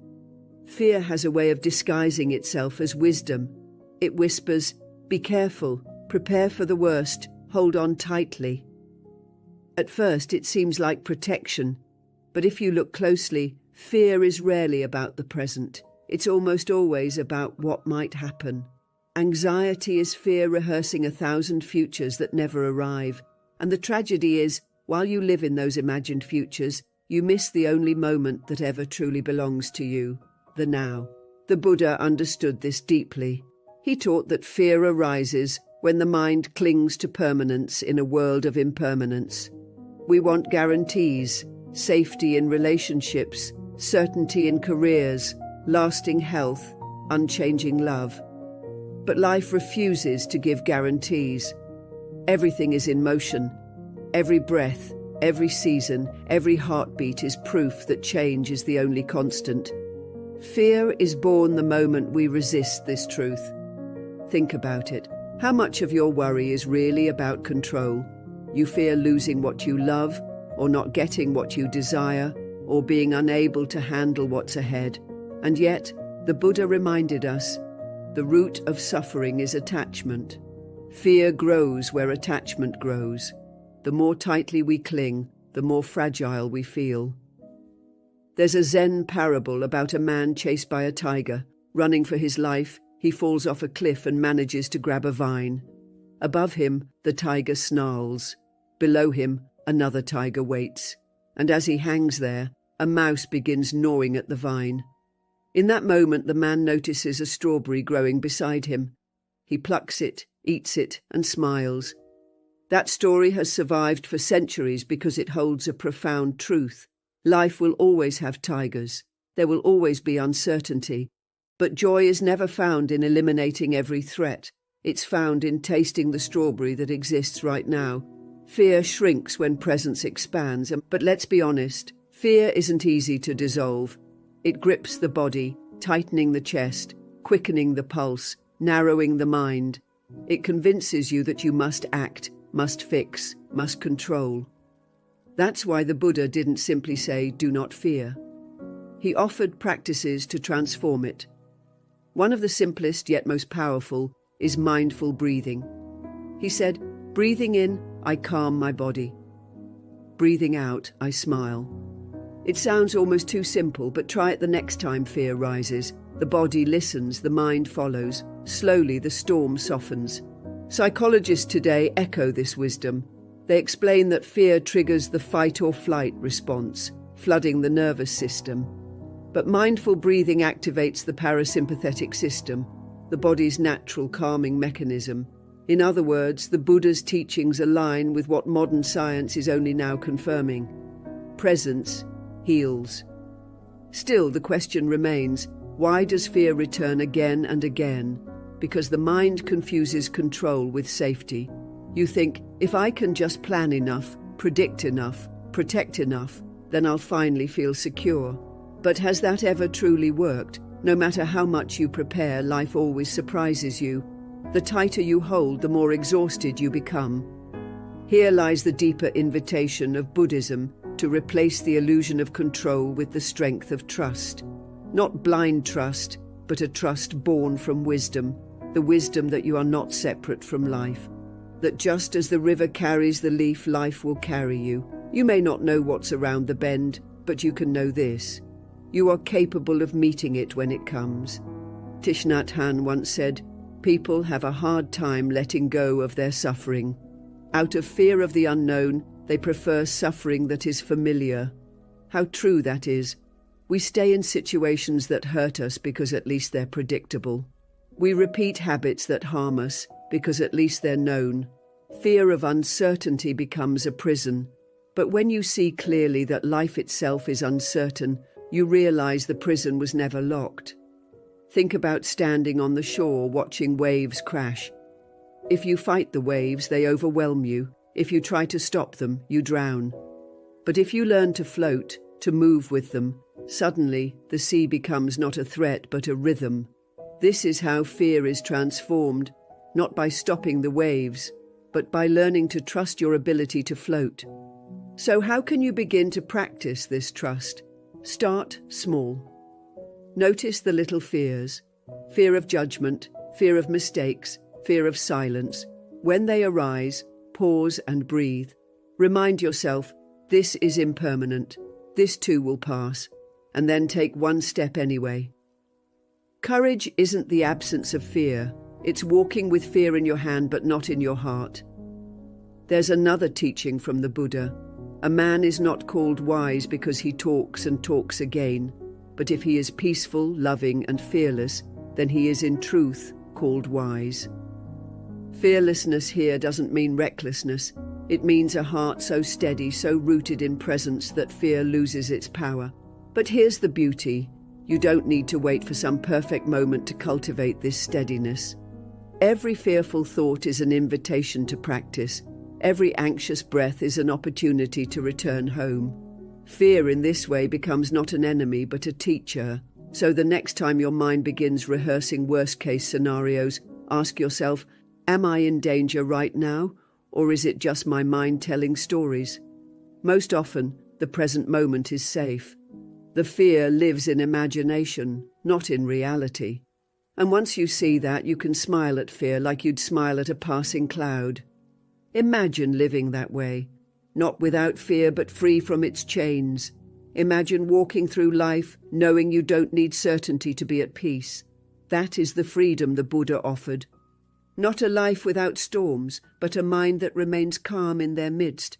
And when you taste even a glimpse of this freedom, you realize something extraordinary. You don't need to conquer the world to feel safe. You don't need to predict tomorrow to rest tonight.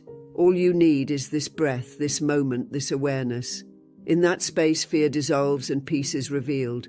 Anger is one of the most deceptive emotions we face. It arrives quickly, burns hot, and convinces us that it is power. In the moment, it feels like fire in your chest, a force that could move mountains. But afterward, when the fire dies, what is left? Ash, regret, broken words that can't be taken back, relationships strained, peace disturbed. The Buddha once said, holding on to anger is like grasping a hot coal with the intent of throwing it at someone else. You are the one who gets burned. If you think about it, most anger is not about the present moment. It's about accumulated pain. A harsh word triggers not just itself, but every similar word you've ever endured. A betrayal stings not only for what happened now, but for all the betrayals still living in memory. That's why anger feels disproportionate, because it is. It's history disguising itself as now. But here's the trap. Anger feeds on repetition. The more you replay the moment, the more power it gathers. The story loops in your head. What they said, what you wish you had said, what you'll say next time. And in that loop, anger becomes a habit. A well-worn path the mind walks automatically. That's why it feels so hard to escape, because the habit is strong. Buddhism teaches that anger is not evil, but misunderstood energy. It is a signal. Beneath every outburst lies something tender: fear, sadness, disappointment, hurt. Anger is often the bodyguard for pain. It shouts so no one sees the wound. When you understand this, anger becomes less of an enemy and more of a messenger. There's a story of a monk who was insulted by a villager. The monk remained calm, offering no anger in return. Later, a student asked, "Master, were you not hurt by his words?" The monk smiled and said, "If someone offers you a gift and you refuse it, who then owns the gift?" This is the essence of Buddhist wisdom. Insults, like gifts, only belong to you if you accept them. But of course, in practice, anger doesn't dissolve so easily. The mind wants revenge. The body wants release. This is why the Buddha offered concrete tools to work with anger. One of the most powerful is compassion, not in a sentimental sense, but in a practical one. When you see the suffering of the other, your own anger softens. You realize their harsh words were born of their pain, their actions shaped by their ignorance. This doesn't excuse them, but it explains them, and explanation breeds understanding. Thich Nhat Hanh taught, when another person makes you suffer, it is because he suffers deeply within himself, and his suffering is spilling over. He does not need punishment. He needs help. That perspective transforms everything. Instead of throwing back the fire, you choose to pour water. But how do you reach that space when you are burning inside? Start with the body. When anger rises, breathe deeply. Feel the heat in your chest. Notice your fists tightening, your jaw clenching. Instead of reacting, sit with it, give it room. Thich Nhat Hanh called this embracing your anger like a crying baby. You don't ignore it, and you don't let it control you.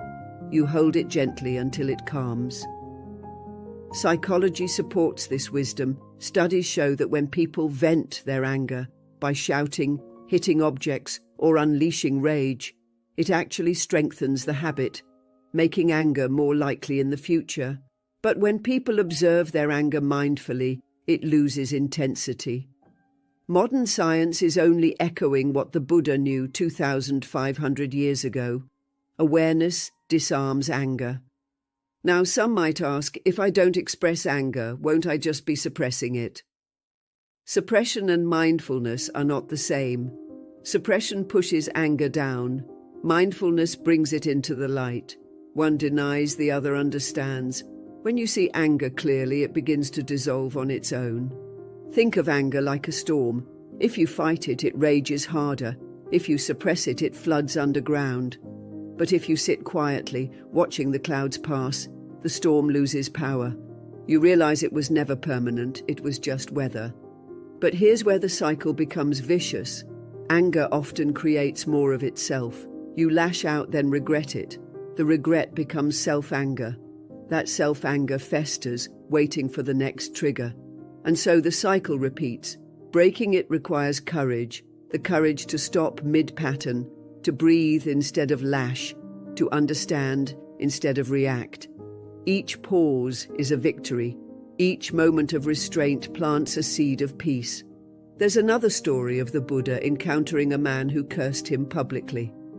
The Buddha listened quietly, and when the man finished, he asked, "If a man brings a gift to your house, and you refuse to accept it, to whom does it belong?" The man replied, "To the one who offered it." The Buddha said, "So it is with your anger. I do not accept it, so it remains with you." Imagine living that way, not rejecting anger, but simply not letting it stick. And yet there are times when anger feels righteous. When you see injustice, cruelty, harm, shouldn't anger arise? The Buddha never denied this, but he urged us to transform anger into compassion-driven action. Righteous anger is only useful when it leads to wise response, not blind reaction. True strength is not in shouting louder, but in acting clearer. This is why anger can become a path to compassion. When you understand your own anger, you become more patient with the anger of others. When you see your own wounds, you recognize the wounds behind their words, and in that recognition, compassion grows. So what does this mean for your daily life? It means that the next time anger arises, at a colleague, a partner, a stranger on the road, you pause, you breathe, you ask, what pain is hiding here? Sometimes the answer is your own, sometimes it's theirs. Either way, the recognition turns the fire into light. The Buddha said, hatred does not cease by hatred, but only by love. This is the eternal rule. It's not poetry, it's survival. Anger multiplied never ends suffering. Only compassion interrupts the cycle. Imagine carrying this into your day. Someone insults you, you don't accept the gift. Someone lashes out, you see their suffering. You breathe, you pause, you respond with clarity. Slowly, anger loses its grip. Slowly, peace takes its place, and when peace guides your actions, even conflict becomes a teacher. This is the transformation Buddhism offers, not to suppress your anger, not to indulge it, but to understand it so deeply that it no longer controls you. Anger becomes not fire, but fuel, energy redirected toward wisdom and compassion. One of the deepest traps the Buddha pointed to is the illusion of a solid, permanent self. At first, that may sound strange.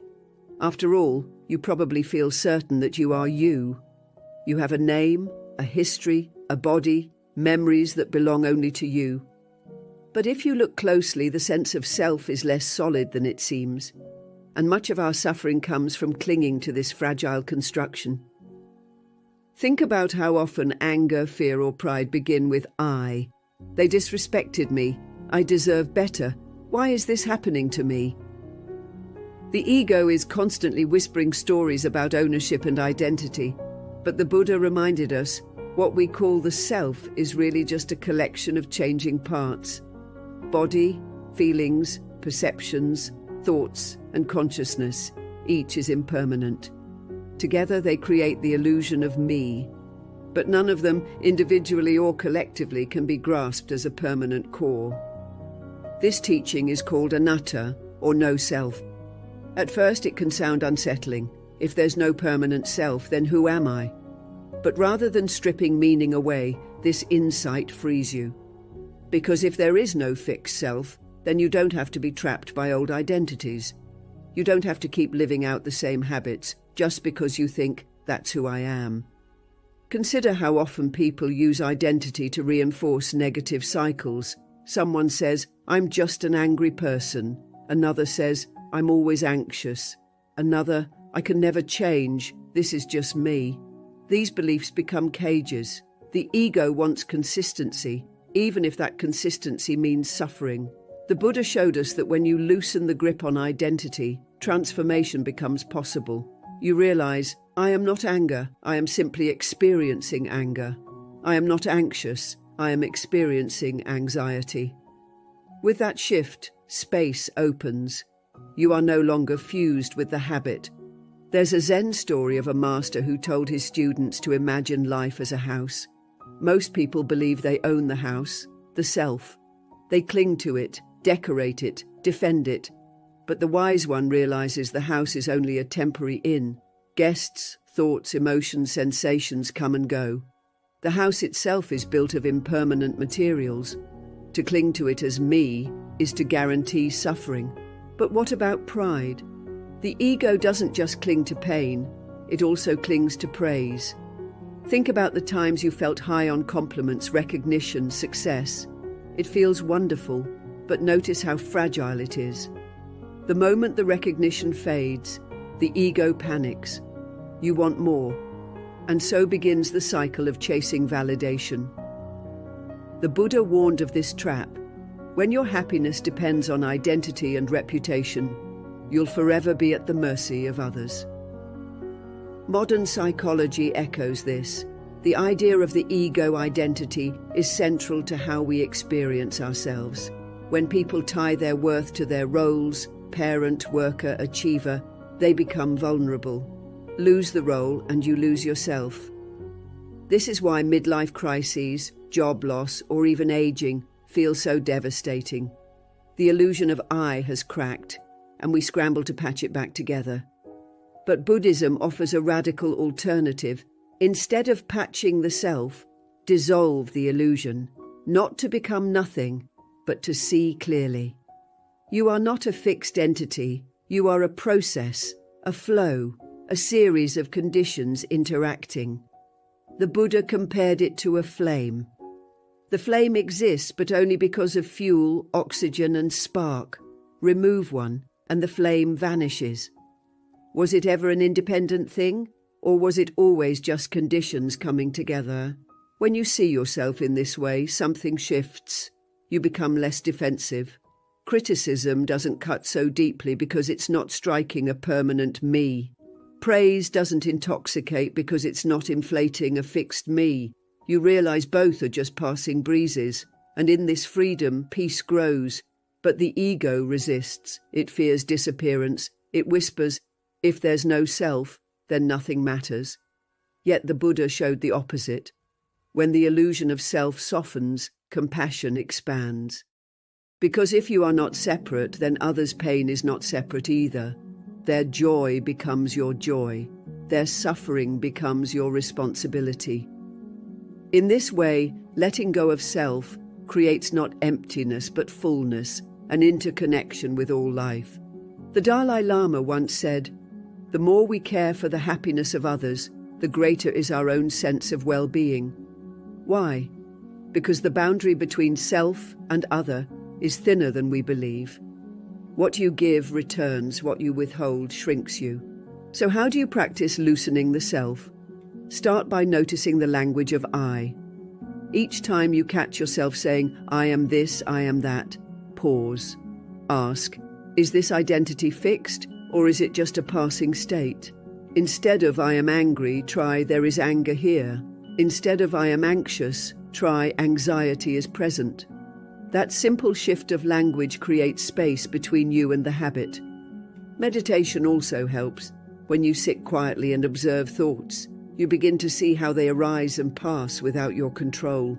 One moment you're replaying a memory, the next moment you're planning dinner. Where did those thoughts come from? Where did they go? If you were your thoughts, you would vanish each time they vanished, but you don't. So perhaps you are not the thoughts themselves, but the awareness that notices them.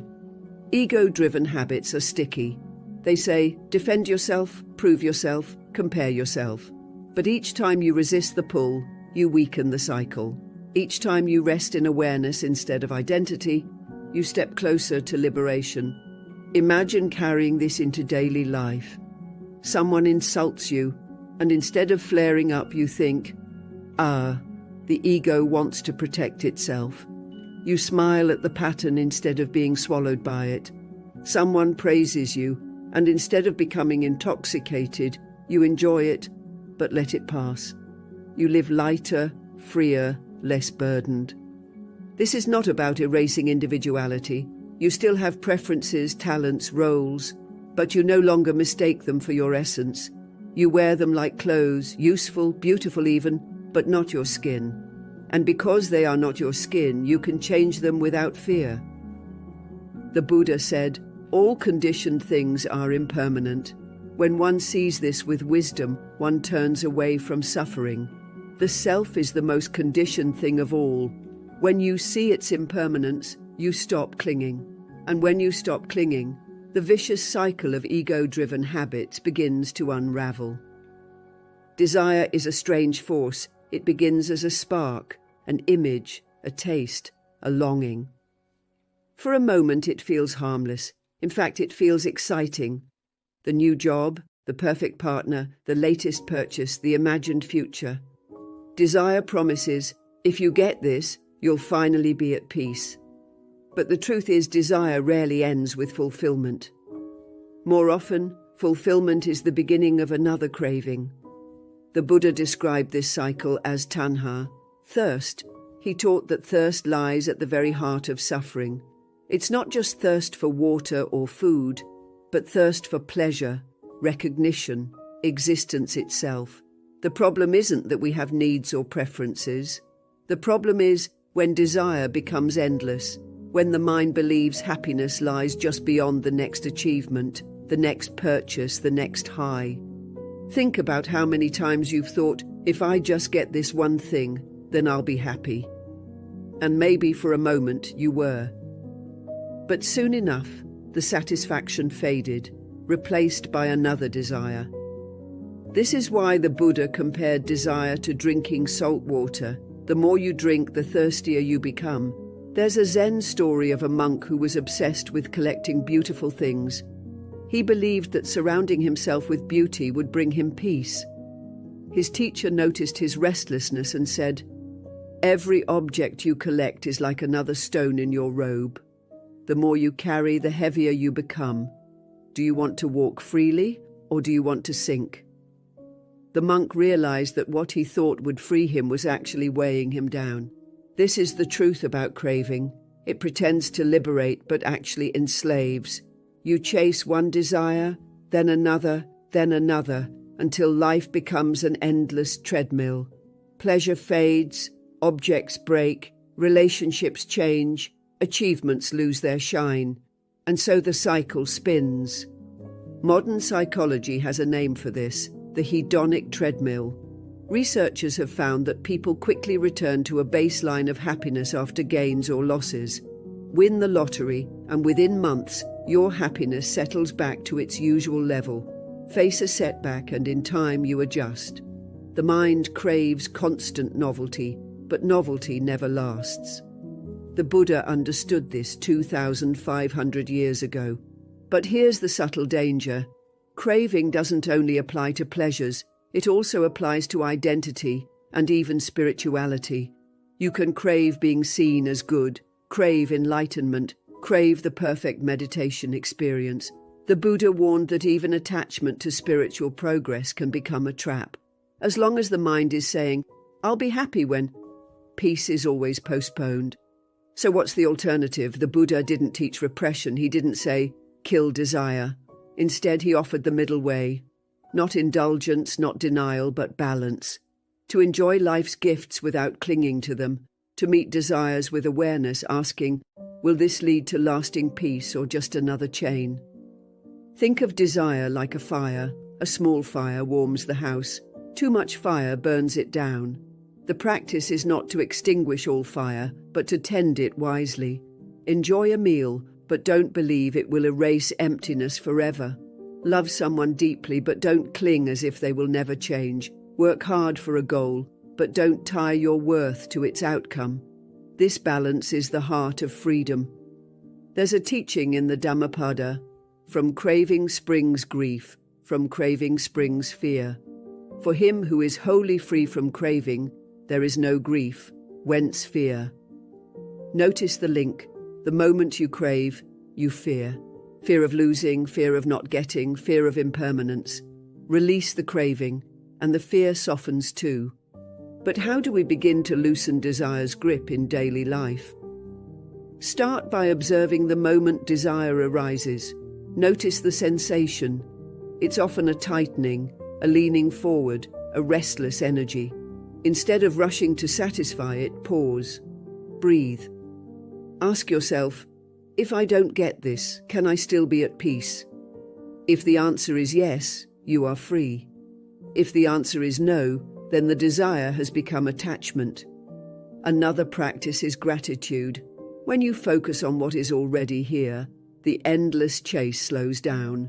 Gratitude interrupts the story that happiness lies elsewhere. It roots you in the present, where peace is always available. And here's the paradox. When you stop clinging, pleasures actually become sweeter. The taste of tea is richer when you're not desperate for it. The beauty of a sunset is more vivid when you're not trying to capture it. Love is deeper when you're not clutching it in fear. By letting go, you don't lose, you gain the ability to experience fully. Yet the mind will resist. It will whisper, but if I stop chasing, I'll fall behind. I'll miss out. This is the illusion of craving. It convinces you that life is happening somewhere else. But the Buddha reminds us, life is only ever happening here. Imagine stepping off the treadmill, no longer running for the next thing, no longer enslaved by thirst. You still move, still live, still enjoy, but you walk with ease instead of running with desperation. This is the freedom of the middle way, not empty, not deprived, but balanced, steady, at peace. So the next time you feel that restless tug of desire, pause and smile. Recognize it for what it is, a habit of the mind, and then choose differently. You don't have to keep feeding the fire until it burns you out. You can tend it gently, wisely, with awareness. And in that awareness, you'll find a peace that no possession, no achievement, no craving can ever give. A peace that doesn't fade, because it was never dependent on conditions to begin with. The mind can be your greatest ally, or your fiercest prison guard. Left unchecked, it runs wild, jumping from one thought to another, replaying the past, predicting the future, inventing scenarios that may never exist. The Buddha described this restless quality as the monkey mind. Like a monkey swinging from branch to branch, the mind leaps from idea to idea, never satisfied, never still. At first we hardly noticed it. We mistake this constant chatter for life itself. But look closely. How many of your thoughts today were truly necessary? How many brought clarity, and how many brought confusion? Overthinking often feels like solving a problem, yet most of the time it multiplies the problem. You end up exhausted, not enlightened. There's a Zen story about a student who came to a master saying, "My mind is restless. It won't stop running in circles." The master handed him a glass of muddy water. "Let it sit," the master said. "Watch." Slowly the dirt settled, the water cleared on its own. "Your mind is the same," the master explained. "If you stop stirring it, clarity returns." This is the nature of overthinking. The more you stir, the murkier it becomes. But we are addicted to stirring. We think, if I keep turning this over in my head, I'll finally find the answer. Yet the answers we seek rarely arise in the storm. They appear when the waters are still. Modern psychology supports this. Neuroscience has shown that the brain's default mode network is active when we're lost in thought, wandering aimlessly. While it can be useful for creativity, too much of it is linked to anxiety, depression, and rumination. The Buddha understood this long before science had the tools to measure it. He taught that freedom begins with mastering the restless mind. But why does the mind resist stillness? Because I'm afraid. Silence feels like emptiness, and the ego fears emptiness. The mind would rather spin in circles than face the possibility of nothing to grasp. That's why meditation, though simple, can feel so difficult at first. The moment you sit in silence, the monkey mind panics. It throws thought after thought at you, anything to avoid stillness. The Buddha's response was not to fight these thoughts, but to observe them. This is the heart of Vipassana meditation, to see things as they truly are. Thoughts arise, you notice them. They pass, you let them go. No judgment, no clinging, no resistance. Over time, this practice reveals the truth. Thoughts are not commands. They are just clouds drifting through the sky of awareness. Imagine sitting under a tree, watching clouds pass overhead. Some are light and fluffy, others are dark and heavy. Some move quickly, others linger. But none of them belong to you. None of them define you. That's the shift meditation brings. The monkey mind doesn't disappear, but it loses its power to control you. There's a saying in Buddhism, you cannot stop the waves, but you can learn to surf. The waves are thoughts, the surfing is awareness. You don't need to silence the mind completely to find peace. You only need to stop drowning in it. But notice how overthinking ties into the cycle of habits. The anxious thought says, "What if I fail?" The mind reacts with fear.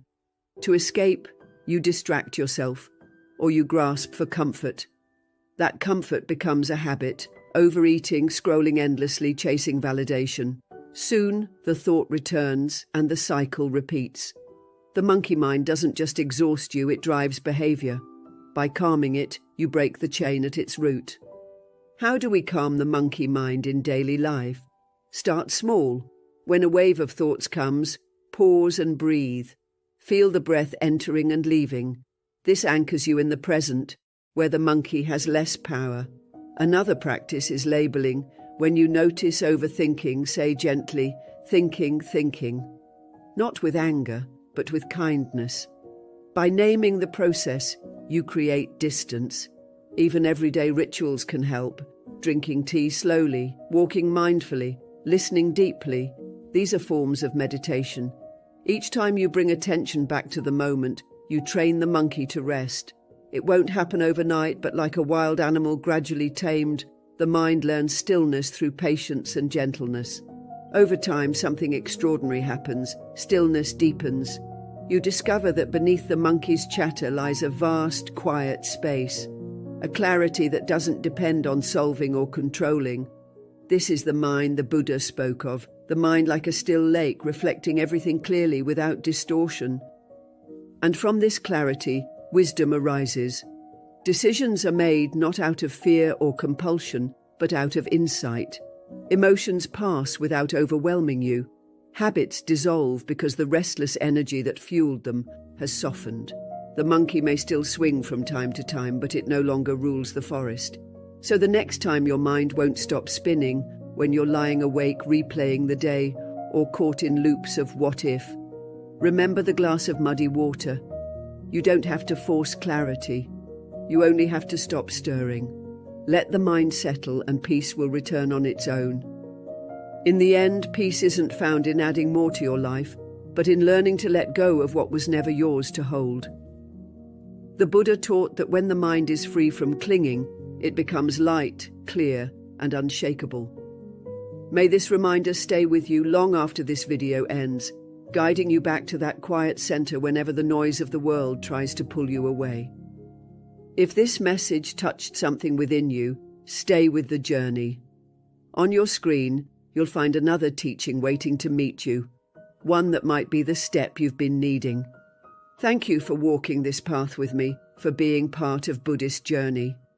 Until we meet again, may you be well, may you be peaceful, and may you be free.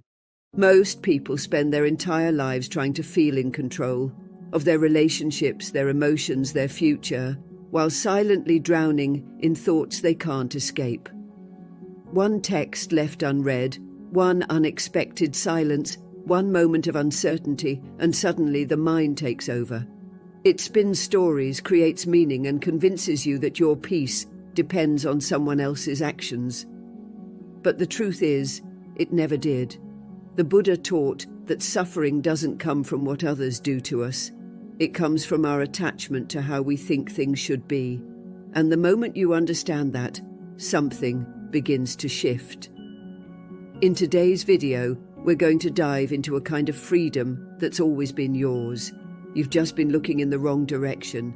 If your mind has ever felt like a prison, or your heart like it's held hostage by thoughts you can't silence, then stay with me.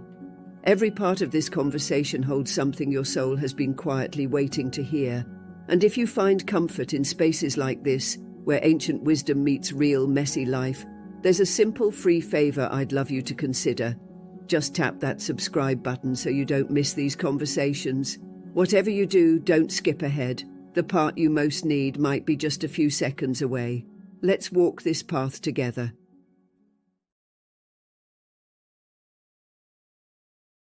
There's a certain kind of tiredness that sleep doesn't fix. It's not the kind that comes from work or physical effort. It's the heaviness you carry in your mind, the weight of unspoken thoughts, unanswered questions, and imagined conversations. It builds up quietly. One worry turns into 10. One memory opens the door to another. And before you know it, your inner world feels cluttered, loud, and exhausting. You could be sitting in silence, doing absolutely nothing, and still feel drained. Why? Because your thoughts are not resting. They're carrying stories, most of which aren't even true. Buddha taught that suffering begins not with what happens, but with what we think about what happens. The mind is powerful, but it's also untrained. Without awareness, it pulls us into illusion. One moment someone doesn't respond to a message, and the next your mind is replaying every possible mistake you've ever made, every reason they might be upset, every worst-case scenario you can imagine. And all of this happens without anything new actually taking place. It's just you, alone with your thoughts, creating a storm out of silence. This is what makes overthinking feel so heavy. You're not just thinking, you're attaching. You're gripping tight to possibilities, fears and what-ifs, all of which live entirely in your imagination. The Buddha compared this to carrying a burning coal with the intention of throwing it at someone else. But who gets burned first? You do. Every thought you hold onto with fear or resistance adds another layer to your suffering. And the tragedy is, most of those thoughts don't reflect reality, they reflect your fear of losing control. When we carry these mental burdens, we also close ourselves off from the present moment. We're not here. We're caught in memories or expectations.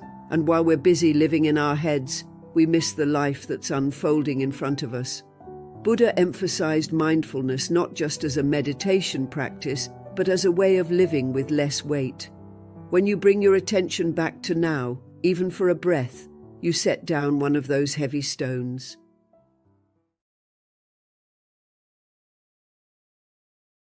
There's something strange that happens when we care deeply about someone or something. We begin to grip it, not just emotionally but mentally too. We replay conversations, overanalyze what was said, imagine every possible future, and then try to control it all with our thoughts. But if you've ever tried to hold on to water by squeezing it, you know how that ends. It slips right through your fingers. The Buddha saw this human tendency thousands of years ago and called it upadana, clinging or grasping. He taught that it's not life itself that causes suffering. It's the way we cling to it that does.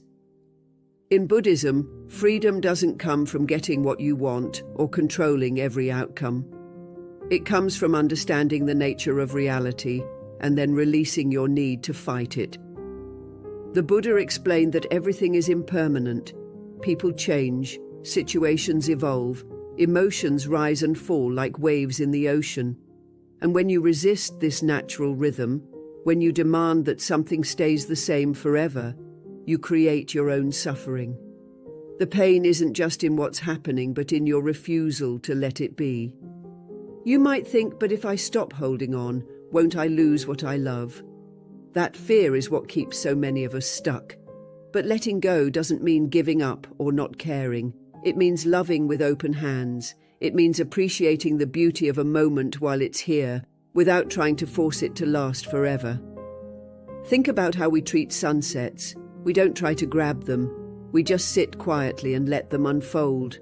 That's what real peace looks like. The Buddhist path isn't about suppressing your feelings or pretending not to care. It's about seeing things clearly and choosing not to be ruled by them. It's about stepping off the roller coaster of constant mental noise and finding stillness in your own presence.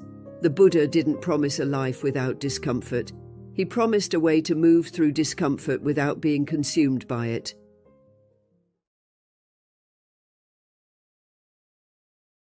It's a strange feeling, isn't it? That aching pull in your chest when someone crosses your mind, again and again, no matter how hard you try to shift your focus. You tell yourself it's because you care. You replay their words, analyze their tone, question your actions. You feel responsible for the distance, for the silence, for holding everything together. It feels noble, even loving. But the truth is, not all mental attention is rooted in love. Sometimes it's rooted in fear. In Buddhism, the Buddha taught that attachment disguises itself in many forms, one of the most deceptive being the belief that clinging to someone is the same as loving them. Caring is open-handed, it's compassionate, kind and peaceful. It honors the freedom of the other person and the peace of your own heart. Obsessing, on the other hand, is like gripping a flower too tightly. It crushes the very thing you're trying to protect. When you care for someone, You want them to be happy, even if it's not with you, even if they choose something you wouldn't. But when you obsess, you become attached to the outcome. You measure their actions against your expectations. You begin to feel anxious, restless, incomplete. It's no longer about their well-being, it's about easing your own discomfort. Think about this. When was the last time you truly felt at peace while overthinking about someone? Probably never. That's because obsessing doesn't come from love. It comes from the ego. It's the part of us that fears being forgotten, being unimportant, being unloved. Buddha once said, "You only lose what you cling to." And this kind of mental and emotional clinging doesn't protect a relationship. It poisons it. It robs you of the present moment, the joy of connection, and the lightness of genuine care.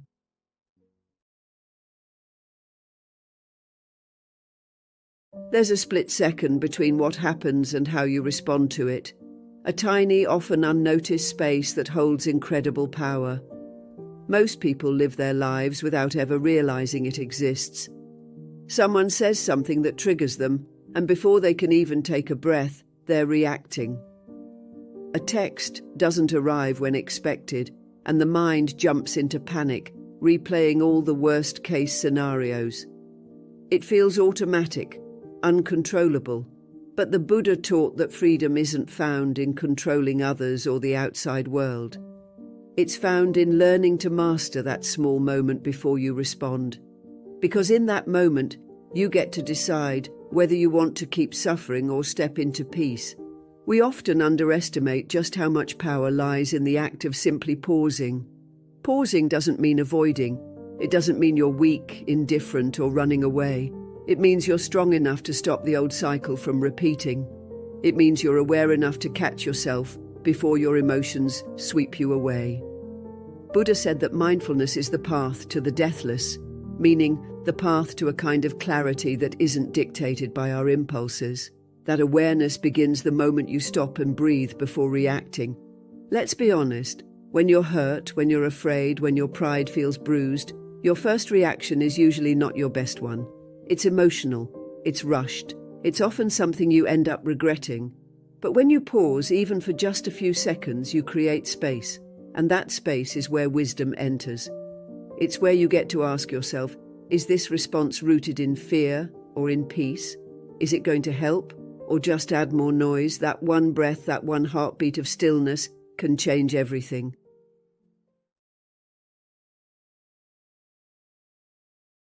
It's strange how something so small, like a delayed reply, a distant tone in someone's voice, or even a look that feels off, can send your mind spiraling.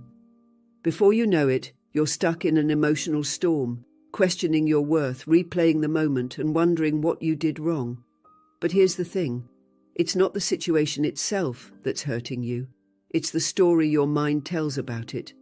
It's your expectations of how things should be that create the tension. The Buddha explained this clearly. We don't suffer because of the world. We suffer because of our attachment to the way we think the world should behave for us.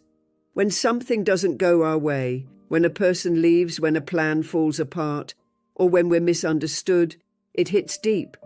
Not because of the event alone, but because it clashes with the picture we built in our heads.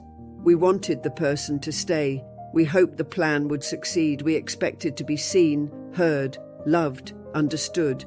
And when reality doesn't match that inner script, it hurts.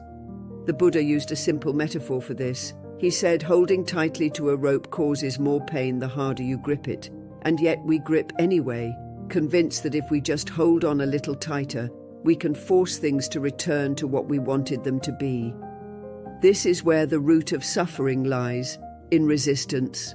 In that deep, unconscious refusal to accept things as they are. We suffer because we argue with reality. We think, they shouldn't have said that, or this shouldn't be happening. But Buddha reminds us that reality doesn't bend to our opinions.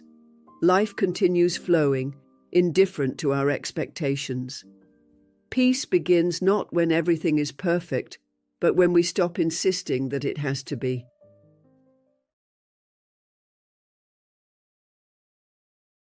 There's something quietly powerful about the moment you stop fighting what isn't working. You know that feeling. The one where you've been holding on so tightly to a thought, a person or a situation, hoping it would change, hoping it would give you the peace you've been craving. But instead, all it gives you is tension. Your jaw is clenched, your chest feels heavy, and your mind won't stop racing. We think that if we just try harder, if we care more, if we figure out the right words or the perfect timing, things will finally make sense. But what if the peace you're searching for isn't on the other side of trying harder? What if it's waiting for you the moment you loosen your grip? Buddha often used the metaphor of the river to explain this. Life, he said, is like flowing water, always moving, always changing, always beyond our control. And yet we try to dam it with our expectations. We try to bottle it, force it, preserve it exactly the way we want it to be. But what happens when you try to hold water in your hands? The tighter you squeeze, the faster it slips through your fingers. It's not the water that's the problem, it's the grip. That's what overthinking is, trying to grip reality with your mind instead of allowing it to flow naturally through experience. Letting go doesn't mean you stop caring. It doesn't mean you become numb or indifferent. What it means is that you stop trying to control something that was never yours to control in the first place. You stop chasing someone's love. You stop rewriting the past in your head. You stop waiting for that one text message to determine your worth. You begin to trust, not because you have all the answers, but because you finally realize that carrying the weight of everything is exhausting and unnecessary.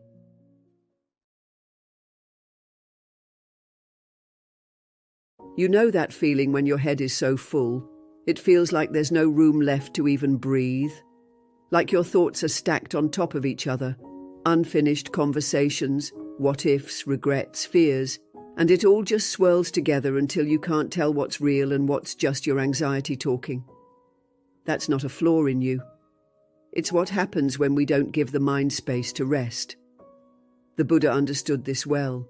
He taught that just as the body needs nourishment, the mind needs emptiness, not in a lonely or hollow way, but in a spacious, peaceful way. A mind that's too full can't absorb anything new. It can't see clearly. It's like trying to pour tea into a cup that's already overflowing. It spills everywhere and nothing is truly received. That's how many of us live. We keep pouring more thoughts, more fears, more noise into an already overwhelmed mind. We chase clarity while clinging to clutter, and then we wonder why we can't find peace. But the solution isn't to think harder or analyze more. It's to create space. Buddha often spoke of this using nature. He compared the mind to a still lake. Only when the water is calm can we see our reflection. In the same way, only when our mind is clear can we truly see what matters, what is true, what needs to be done. But stillness doesn't come from silence alone. It comes from letting go of what's unnecessary. Letting go isn't forgetting or pretending things don't matter. It's deciding that your peace matters more than obsessing over every detail. It's realizing that not every thought deserves your attention. Not every emotion needs a response. Some things simply need space to pass. When we empty the mind, through breath, meditation, even a mindful pause, we create room for wisdom. We make space for joy, for insight, for compassion.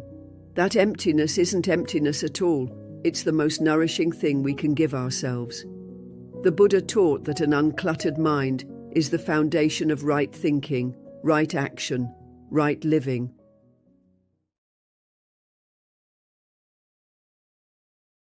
Think about how many times you've felt completely drained by the end of the day, and not because you ran a marathon or worked a double shift, but because your mind wouldn't stop running.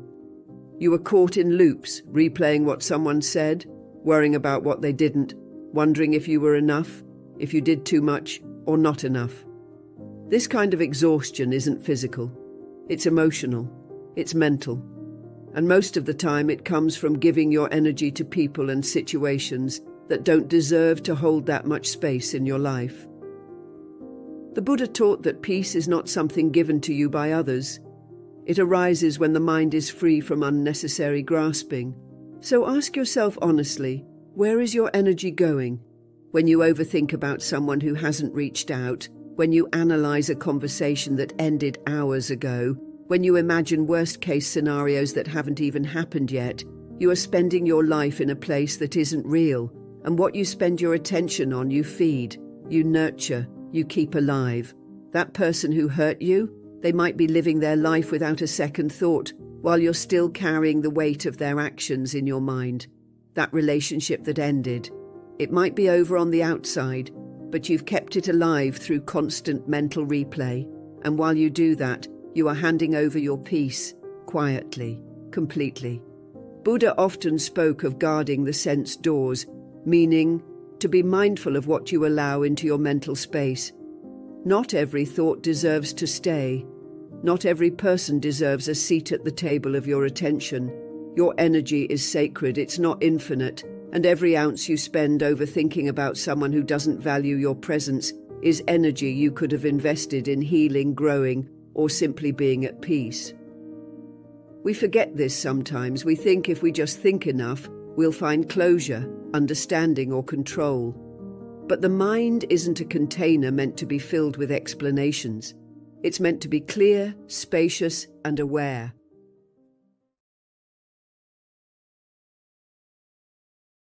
It's strange, isn't it? One small thought can change your entire day. You could be having a peaceful morning, sipping tea, listening to the birds, and suddenly a memory sneaks in. Something someone said weeks ago, or worse, something you wish you'd said but didn't. And just like that, your peace is gone. You're no longer in the moment. You're in your head, replaying scenes, analyzing emotions, trying to make sense of things that might not even matter anymore. That's the power of an unchecked mind. And yet, the Buddha gently reminded us, you are not your thoughts. The mind is an incredible tool, but it can also become your master if you're not careful. It speaks in your voice. It remembers everything you've ever felt, feared, or regretted, and it doesn't hesitate to bring it all up at the most inconvenient times. But here's the secret. The mind is not you. It's not your identity. It's not your soul. It's more like weather, sometimes calm, sometimes stormy, always changing. But the sky behind the weather, that's who you are. Still, spacious, untouched. The Buddha taught that our suffering is deeply rooted in the illusion that we are our minds. That when the mind is restless, we believe we are restless. When the mind feels rejected, we believe we are unworthy. But you are not the stories your mind tells. You are the awareness that sees the stories. You are the witness. And that shift, from being lost in thought to simply observing thought, is one of the most powerful moments on the path to awakening.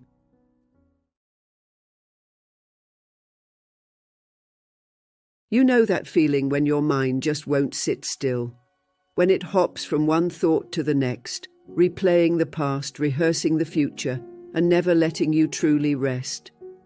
One moment you're remembering something someone said years ago, the next you're worrying about something that hasn't even happened yet. It's exhausting, and yet, most of us live in this state day after day without even realizing we're trapped in it. The Buddha described this as the monkey mind, a mind that leaps and spins and refuses to land. But he also taught that we are not powerless in the face of this chaos. We can train the mind. And the tool he offered us is simple: mindfulness. Mindfulness isn't some complicated practice reserved for monks or spiritual masters. It's as accessible as your next breath. It's the art of bringing your attention back to this moment, this breath, this body, this life. Because right here in the now, there's no story to spin. There's no memory to chase. There's no fear of what hasn't come yet. There's just you and your direct experience. And when you live from that place, even just for a moment, the noise begins to fade. Think of your mind like a glass of muddy water. If you keep stirring it, thought after thought, worry after worry, it stays cloudy. But if you let it sit, the mud begins to settle and the water clears. That's what mindfulness does. It helps you stop stirring the water so you can finally see things as they are. It doesn't make problems disappear, but it gives you the clarity to respond instead of react. It shows you that not every thought deserves your attention, not every worry is real, and not every feeling needs to be fixed.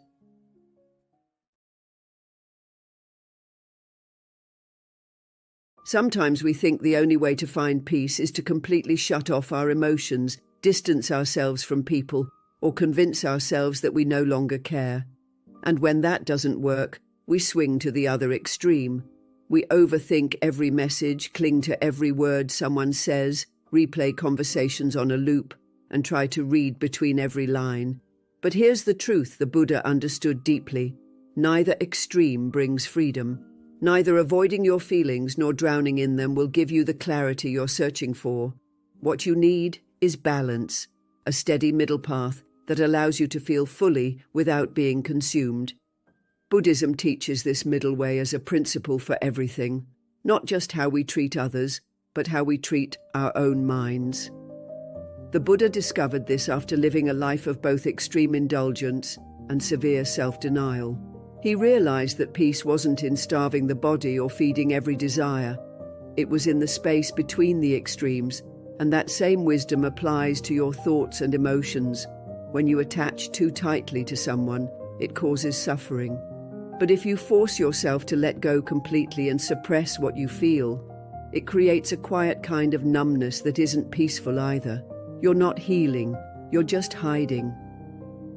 Think of your thoughts like a musical string. If it's too loose, it can't play a sound. If it's too tight, it snaps. But with just the right tension, it creates harmony. Your mind works the same way. When you hold space for your emotions without letting them overpower you, when you acknowledge your thoughts without becoming trapped by them, that's balance. That's where healing begins.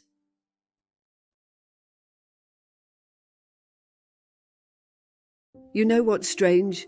So many of us walk through life believing we're stuck. We tell ourselves stories like, I can't move on, I need closure, or they owe me an explanation. We repeat these thoughts until they start to feel like facts. But they're not. They're just thoughts. Loud, emotional, persistent, but still just thoughts. And they create a prison we don't even realize we're living in. We decorate the walls with memories, justify the locks with logic, and wait for someone else to come along and hand us the key. But what if I told you the door has been open this whole time? Buddha often said that liberation comes not from changing the world around us, but from changing our relationship to our thoughts. The mind wants to believe that if we think just a little longer, we'll solve it. If we figure out what went wrong, if we understand why someone hurt us, if we get the answers we crave, then finally, we'll be free. But freedom doesn't come from knowing everything. It comes from realizing you don't need to. That aching desire for control, for certainty, for understanding. It's not the path to peace. It's the barrier to it. What holds us back isn't usually the pain itself. It's the way we hold on to it. It's the way we replay a conversation, trying to edit it into something we can live with. It's the way we wait for someone to make it right, not realizing that waiting is a choice too. Buddha taught that clinging is the root of suffering. When you cling to the past, to expectations, to people, you become a prisoner of your own mind. But the mind is not a jailer, it's a tool. And once you see that, you stop asking for the door to be opened. You simply walk through it.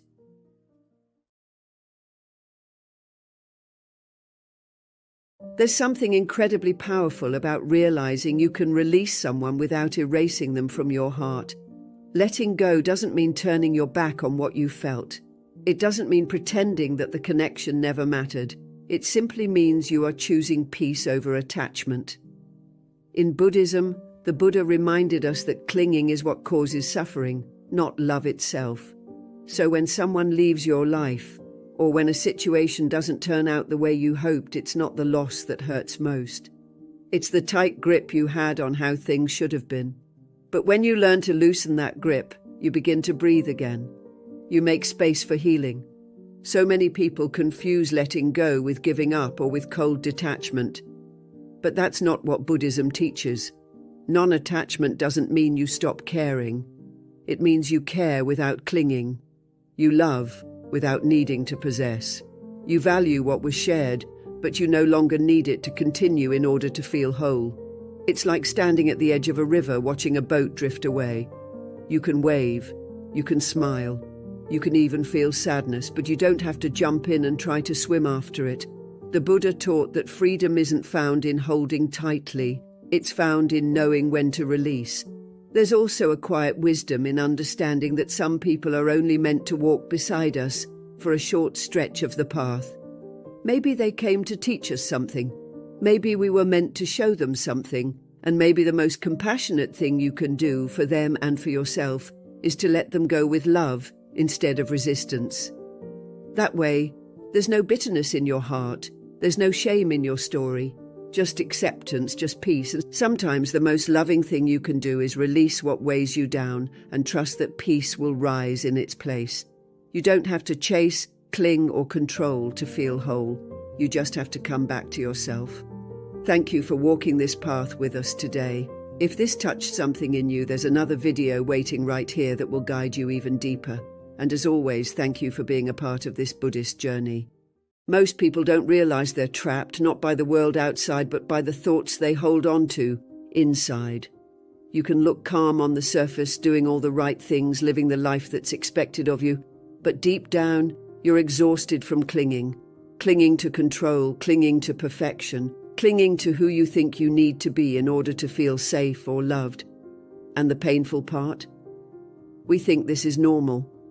But the Buddha taught something radically different, that suffering isn't just what happens to us, it's what we do with it. It's the attachment, the tight grip, the refusal to flow with the changes of life that keeps us stuck.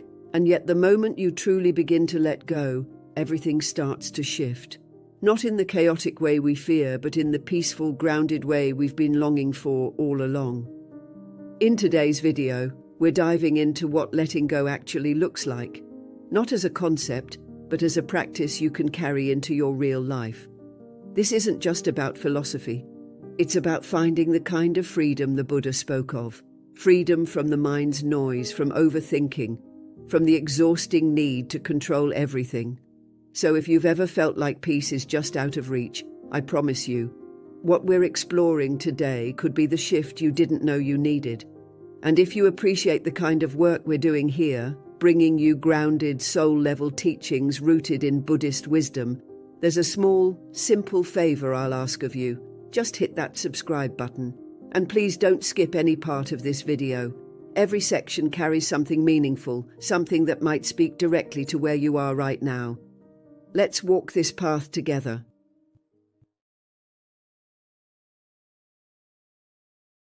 You know that feeling when you're constantly double-checking, planning every outcome, or trying to make sure nothing ever goes wrong? We tell ourselves that if we can just stay one step ahead, if we can think it through enough, fix every flaw, anticipate every move, then we'll finally feel safe.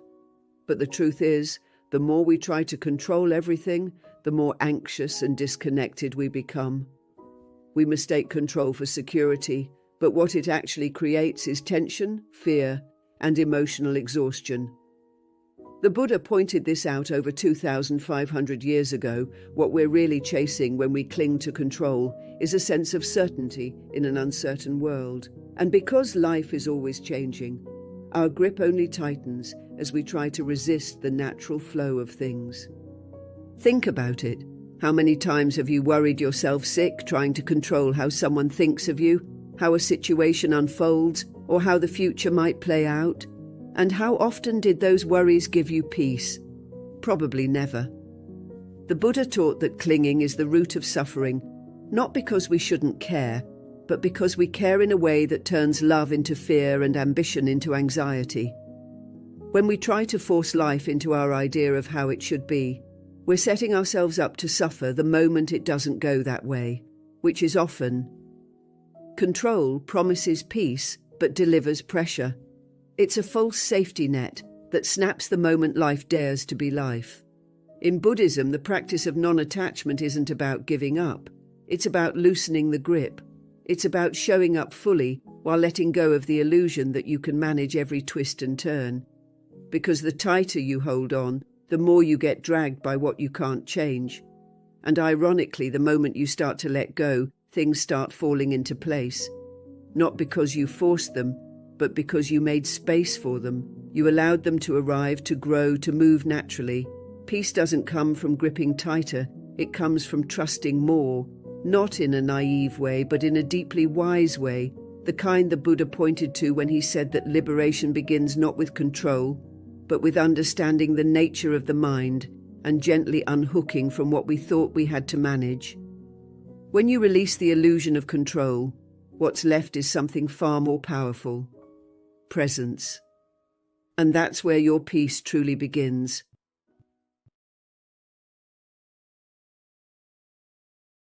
We spend so much of our lives chasing stability, trying to hold everything together so we can finally feel safe. We overthink, overprepare, and over-control, believing that if we just manage every detail, we'll somehow prevent things from falling apart. But ironically, it's that very effort, the constant mental gripping, that wears us down the most. The Buddha understood this deeply. He didn't just talk about outer struggles, he spoke directly to the inner tension we carry, the tension that comes from trying to control what was never ours to control in the first place. And what he taught was this: peace doesn't come from getting everything right, it comes from letting go of the need to. Letting go isn't about giving up or becoming indifferent, it's about recognizing the truth of impermanence.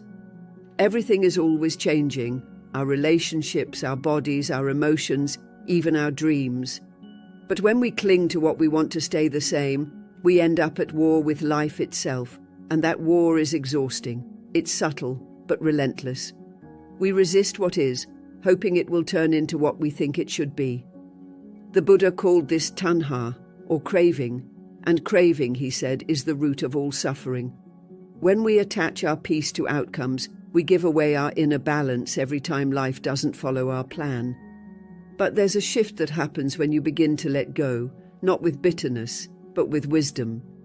You begin to see that the things you were clinging to weren't giving you peace, they were just familiar. And familiarity isn't the same as freedom. When you let go, you stop forcing and start flowing.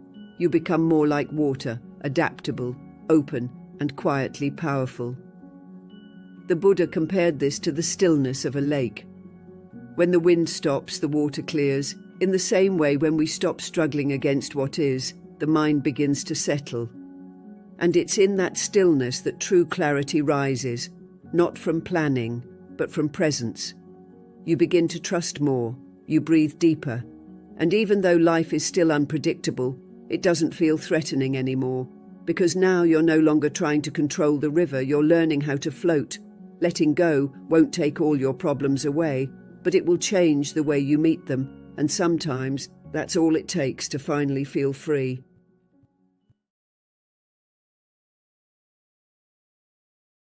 There's a moment on the path, usually after you've exhausted yourself trying to force things, that something deep inside whispers, "You don't have to keep doing this." It's not the voice of defeat, it's the voice of wisdom. We often think surrender means we're giving up, that we're being weak, or that we're letting life walk all over us. But the Buddha didn't see surrender that way. He saw it as one of the greatest strengths a person can develop.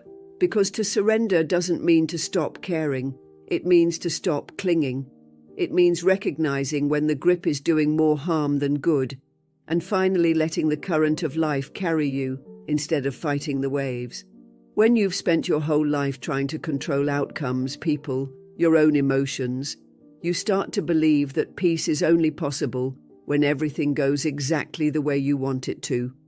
But that belief itself is the trap. It's what creates tension, anxiety, and burnout. The Buddha taught that the root of suffering is attachment, our unwillingness to accept the truth of impermanence and change. And surrender is the antidote. It's not passive, it's the most courageous thing you can do. To trust the unfolding of life even when you don't have all the answers, even when you don't feel ready. Think of the times you've tried to hold on to something, maybe a relationship, a job, a version of yourself, long after it had started to drift.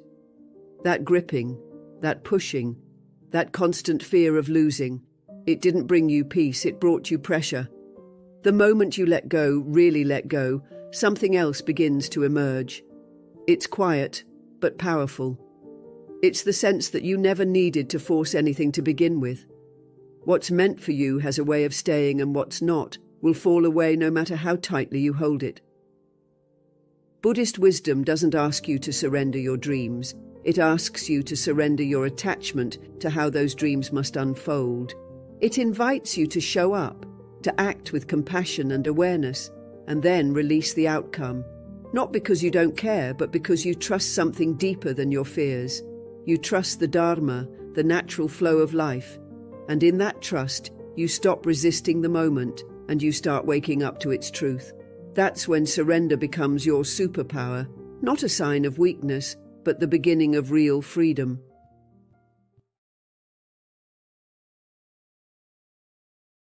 There's something deeply frustrating about pouring your heart into something, whether it's a relationship, a dream, a goal, and feeling like the more effort you give, the further it slips away. It's like trying to hold water in your hands. The tighter you grip, the faster it escapes. We're taught that effort equals results, that intensity brings success. But the Buddha saw something else. He saw that when our effort is fueled by clinging, by desperation, fear, or ego, it backfires. And ironically, when we loosen that grip and let go of needing everything to go our way, life often flows more smoothly. That's the paradox of detachment. Detachment doesn't mean you stop caring. That's one of the biggest misunderstandings. It's not about being cold or distant or indifferent. In fact, it's the opposite. Detachment is what allows you to show up fully, with presence, with love, with intention, but without being imprisoned by the outcome. The Buddha taught that attachment is the root of suffering, because when we tie our identity or happiness to something impermanent, we create the conditions for pain. Nothing lasts forever. Not a job, not a feeling, not even the people we love. And when we resist this truth, we suffer. Detachment is our way of accepting impermanence without losing our peace. Think about how it feels when you're desperate for something to work. Every message that goes unanswered feels like rejection. Every delay feels personal. You start living in a state of emotional tension, always waiting for the external world to give you permission to feel okay. But when you practice detachment, you start moving from a different place. You take action because it feels true, not because it guarantees a reward. You speak your truth without trying to control how it's received. You love without demanding certainty. That's powerful. That's peaceful. The Buddha didn't ask us to stop dreaming or striving. He asked us to notice the suffering that arises when we crave certainty, when we resist change, when we try to force the river to flow our way. Detachment means trusting that you don't have to hold everything so tightly for it to stay. What's meant for you will stay. What's not will teach you. And when you let go of clinging to the result, you open yourself to the beauty of the moment, to the peace that doesn't come from control, but from connection with the present. That's where the real power lives.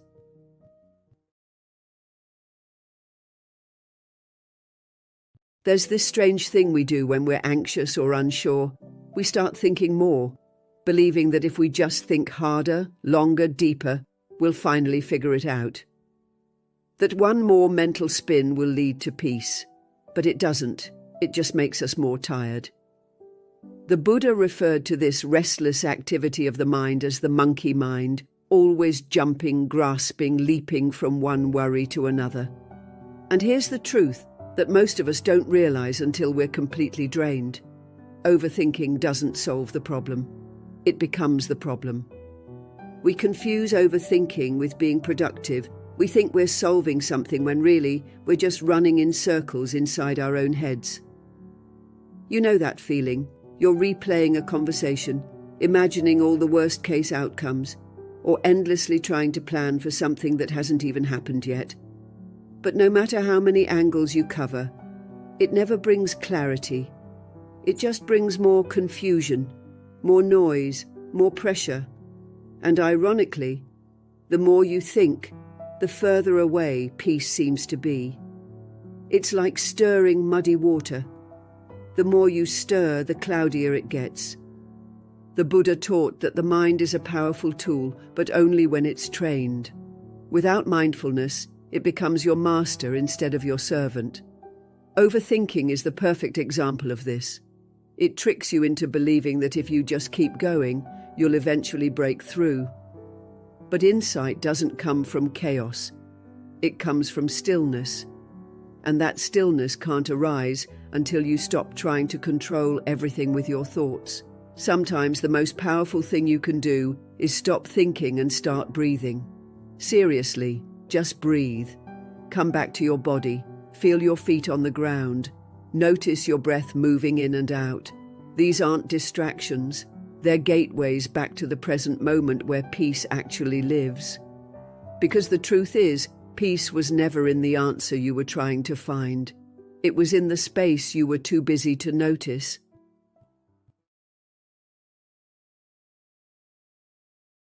There was a time when one single thought could ruin my entire day. A quick passing doubt like, "You're falling behind," or "They probably don't like you," and suddenly I was spiraling. And I know I'm not alone in this. So many of us live like that, trapped in a mental echo chamber, believing everything the mind throws at us as if it were absolute truth. The Buddha saw this very clearly. He taught that the mind, when left untrained, becomes a source of suffering. It jumps from fear to fantasy, from regret to anxiety, and we follow it like it's our master. But here's the truth. Just because a thought appears in your mind doesn't mean it's real, and it certainly doesn't mean it's you. The Buddha compared the mind to a monkey, restless, noisy, always jumping from one branch of thought to another. And unless we step back and observe, we become the monkey without realizing it.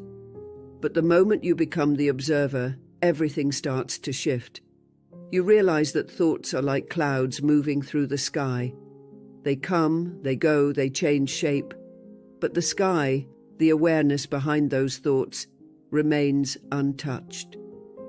That awareness, that's who you are. Not the storm, not the passing worry, not the negative voice that says you're not enough. You're the one witnessing it all. So many of our painful emotions come not from life itself, but from identifying with these passing mental stories. You don't suffer because the thought, "I'm not good enough," popped into your head. You suffer because you believed it, you gave it power. But what if, instead of reacting, you just watched it pass? What if you met it with kindness, with curiosity, and then let it go? Just like watching a leaf float down a river without needing to follow it.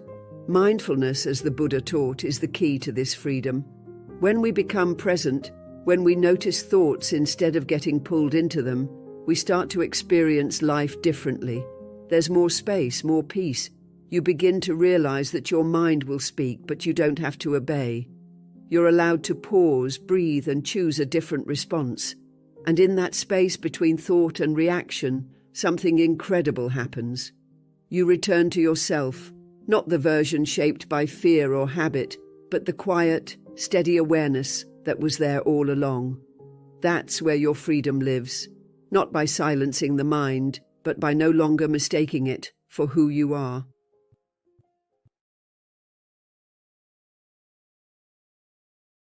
Sometimes the reason we feel overwhelmed isn't because life is too fast or too uncertain. It's because we're constantly trying to stay one step ahead of it.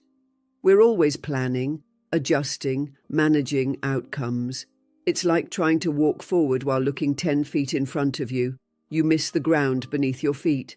And yet, so much of our stress comes from exactly that, wanting the next thing to be perfect before we even take the first step. The Buddha taught that the present moment is the only true reality. The past is memory. The future is a projection. But right now, this breath, this step, is where life actually happens. The more we try to escape it, the more we disconnect from our own peace. When we stop trying to control the story and start listening to what the moment is asking of us, everything begins to soften. The tension in our minds, the pressure in our hearts, the gripping need to make everything go a certain way. All of it loosens. Life stops feeling like something we have to chase and starts feeling like something we can actually be part of. The Buddha encouraged mindfulness not just as a practice during meditation, but as a way of being. He taught that wisdom arises not from always knowing what to do next, but from paying full attention to what's here now. Sometimes that means letting go of your plans. Sometimes it means being still long enough to hear your own inner truth surface. There's a deep kind of intelligence in letting the moment lead. It doesn't mean giving up on your goals. It means surrendering the tight grip you have on how you think things have to unfold. You begin to trust the rhythm of life instead of fighting it. The truth is, some of your most meaningful moments won't happen because you forced them into place. They'll happen because you were open enough to receive them. Maybe not according to your timeline, but in exactly the way your soul needed. When you align yourself with the present moment, something powerful happens. You stop managing life like a to-do list, and you start living it as an experience. That's where peace lives. That's where clarity rises. That's where the path becomes clear, not by controlling it, but by being willing to walk it one conscious step at a time.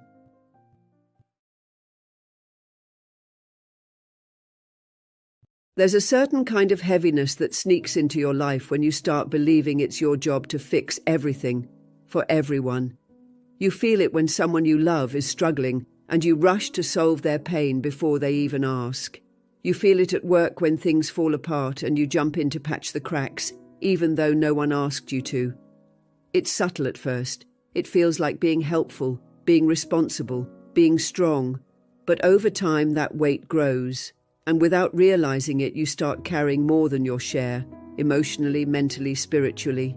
You start believing that peace will only come when everything around you is in order. But the Buddha taught something so different. He taught that peace isn't something you earn through control. It's something you uncover when you stop clinging, especially to roles that were never yours to carry. We often confuse compassion with fixing. We think that love means stepping in, solving, saving. But Buddhism shows us a different kind of love, a quieter, wiser kind. It's the love that knows when to stay close without interfering. The love that can sit with someone in their mess without rushing to clean it up. The love that trusts another person's path, even when it's painful to watch. When we try to fix someone else's journey, we're not just carrying their pain, we're blocking their growth. We rob them of the lessons that come through struggle, through mistakes, through natural unfolding. The Buddha reminded us that each being walks their own path toward awakening. No one can do the inner work for another, and when we try to, we're not offering presence, we're offering pressure. That pressure doesn't just affect others, it consumes you. It builds resentment, burnout, frustration. You start wondering why no one helps you the way you help them. But the truth is you never gave them the space to. You tried to be the glue for everything and everyone, but forgot to hold space for yourself. The practice here isn't abandonment, it's awareness. Before you jump in to fix, pause and ask, is this truly mine to carry? What if my presence, not my solution, is the real medicine? The Buddha taught that clarity arises when the mind is still. And sometimes the most loving thing you can do is to step back, breathe, and trust that others are capable of walking through their own storm. You are not here to be everyone's anchor. You are here to be your own. And from that steady place, your presence alone becomes a quiet source of strength.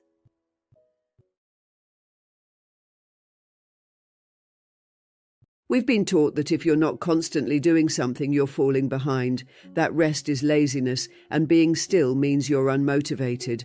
But what if that belief is actually what's keeping you exhausted, anxious, and disconnected from yourself? What if your endless doing is the very thing clouding your clarity and draining your joy? The Buddha taught that peace doesn't come from doing more. It comes from knowing yourself deeply, and you can't know yourself when you're always running, fixing, striving. Sometimes the most transformative thing you can do is pause. The world constantly pressures us to hustle, to keep achieving, proving, improving. Even when you've done enough for the day, there's that little voice that whispers, do more, be better, stay ahead. But Buddhism invites us to look beneath that voice. Where is it coming from? Is it truth or is it conditioning? The Buddha understood that so much of our suffering comes from craving, wanting to be somewhere else, someone else, doing something else. So we overwork, we fill our days, we chase value through activity, but in the process we forget how to just be. Think of a lotus flower. It doesn't bloom by forcing itself open. It rises slowly from the mud, steady and unhurried, trusting the process. It simply allows. That's what the practice of mindfulness teaches us, to slow down enough to notice the life we're already living. When you let go of the need to constantly perform, you begin to discover the part of you that was never broken, never lacking, never in a rush. That's the part the Buddha pointed to again and again, the stillness within, the presence beneath the pressure. You don't have to do more to be enough. You don't have to hold it all together to be worthy of peace. Sometimes the most powerful act is simply letting go and returning to the quiet truth within you. Thank you for being here, for walking this path with presence and courage. If today's message spoke to your heart, I invite you to watch one of the videos on your screen. It might be exactly what your soul needs next. And as always, thank you for being a part of Buddhist Journey. Until we meet again, may you be still, may you be free, may you be at peace. Some thoughts don't visit us, they move in. They sit quietly in the corners of our mind, whispering stories that shape our mood, our choices, even our self-worth.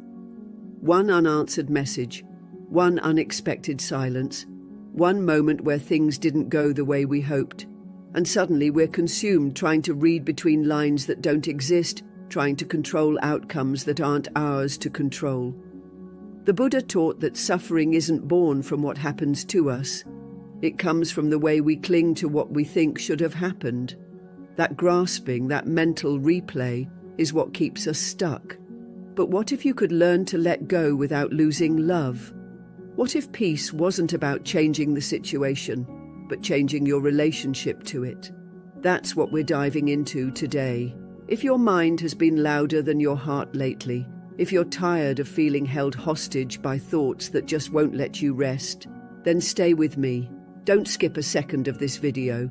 Somewhere in what we're about to explore, there might be a sentence, a breath, a moment that quietly unlocks a door you didn't realize you were trapped behind.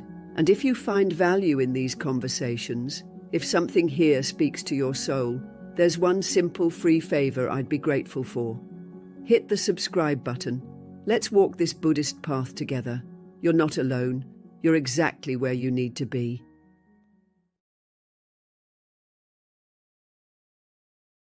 It's strange how a single moment, just a few seconds, can take over your entire day. You might wake up feeling fine, clear-minded, even hopeful. But then something happens. A message is left unread. Someone walks past you without saying hello. A conversation feels slightly off. That's all it takes. And suddenly, your mind isn't here anymore. It's replaying, reanalyzing, reliving. You start wondering what you missed, what they meant, if something changed. You go through your day, but it feels like your thoughts are dragging a weight behind you. And even when everything around you is calm, inside feels stormy. That's not your fault. It's the nature of an untamed mind. The Buddha compared it to a wild elephant, powerful but directionless unless trained with patience, presence, and compassion. The thing is, the mind doesn't always wait for problems, it creates them. It takes a silence and turns it into a rejection. It takes a delay and turns it into a disaster. It builds entire stories from a single word or gesture, and then it asks you to live inside that story. This is the trap so many of us fall into. We don't just think, we attach. We attach meaning, we attach identity, we attach our self-worth to how others respond to us. Buddha's teaching on the Four Noble Truths reminds us that suffering begins with attachment, especially attachment to the way we believe things should be. And the more tightly we hold on to these shoulds, the more we suffer. But what if the thought didn't need to stay? What if it was just that, a thought? You are not your thoughts. You are the awareness that sees them. And the moment you remember that, even in the middle of mental noise, you've already taken the first step toward freedom.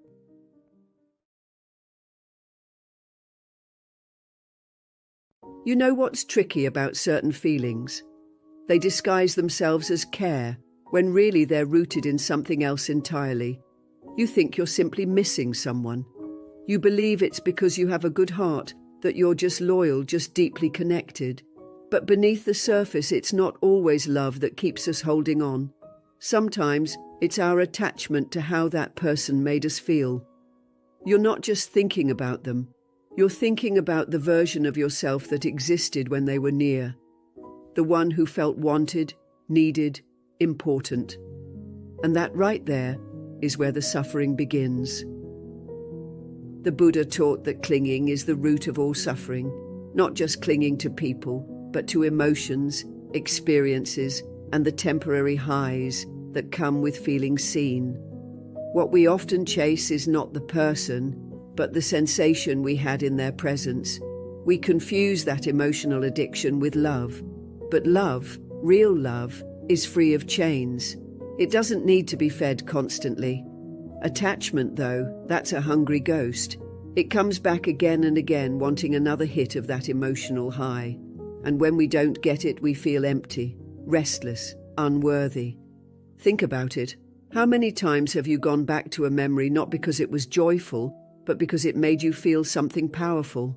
That's the loop. And the more we revisit those feelings, the more tightly we bind ourselves to something that no longer exists. Buddhism invites us to return to what is real, not the echo of a feeling, not the story in our head, but the present moment. The breath, the awareness that we are already whole. You don't need to chase the past to feel alive. You just need to stop running from yourself.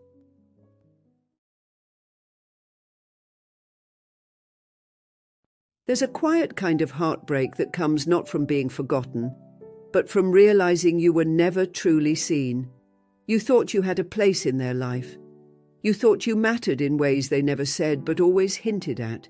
You made room for them in your thoughts, in your days, in the little sacred spaces of your heart, and then without warning they stepped back. Not with cruelty, but with indifference. And that indifference cuts deeper than anger ever could. We don't just grieve for people. We grieve the meaning we gave to our place in their story. In Buddhism, the Buddha taught that our suffering often doesn't come from reality. It comes from illusion. The illusion that we're central to someone else's world. That is because we care deeply. They must too. That is because we remembered every word, every glance, every silence. They must have been doing the same. But this is where the ego softly sneaks in. It whispers, "You should be unforgettable. You should be the one they can't let go." And when we're not, it stings. Not because of them, but because our sense of self was tied to being special in their eyes. But the Buddha also taught that true peace doesn't come from being chosen by others. It comes from choosing ourselves. Over and over again.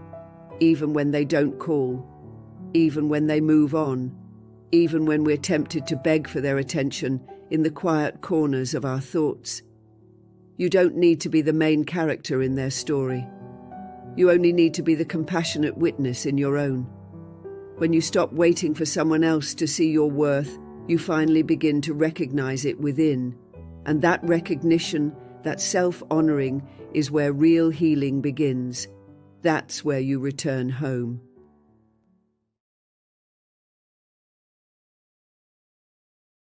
You know that feeling. You're lying in bed, staring at the ceiling, and suddenly you're having a full-blown conversation in your head with someone who isn't even there. You go over every word, every possible version of what you wish you had said, or what you hope they'll say. You craft arguments, apologies, explanations. You imagine them hearing you out, understanding you, maybe even finally seeing you the way you wanted to be seen. And yet nothing actually changes. You're still alone in the room, your thoughts spinning in circles. This is what the Buddha described as one of the traps of an untrained mind. constantly creating illusions, grasping at control where none exists. It's exhausting, not because you're weak, but because the mind is powerful, and without awareness, it starts to believe its own stories. In Buddhism, there's a deep understanding that the mind is both your greatest tool and your greatest trickster. This habit of rehearsing conversations isn't a sign that you care too much. It's a sign that your mind hasn't learned to rest, and the harder you try to think your way into peace, the further you get from it. Rehearsing doesn't bring closure, it brings more attachment. It keeps you locked in a version of the past or a fantasy about the future. But the Buddha taught that freedom isn't found in control, it's found in letting go. That doesn't mean you stop caring. It means you stop trying to fix what's already finished or predict what hasn't even begun. Peace doesn't come from delivering the perfect speech in your head. It comes from understanding that the only conversation you truly need to have, the one that can heal everything, is the quiet one you have with yourself in the present moment. And in that stillness, something softer and more honest than any mental rehearsal can finally speak.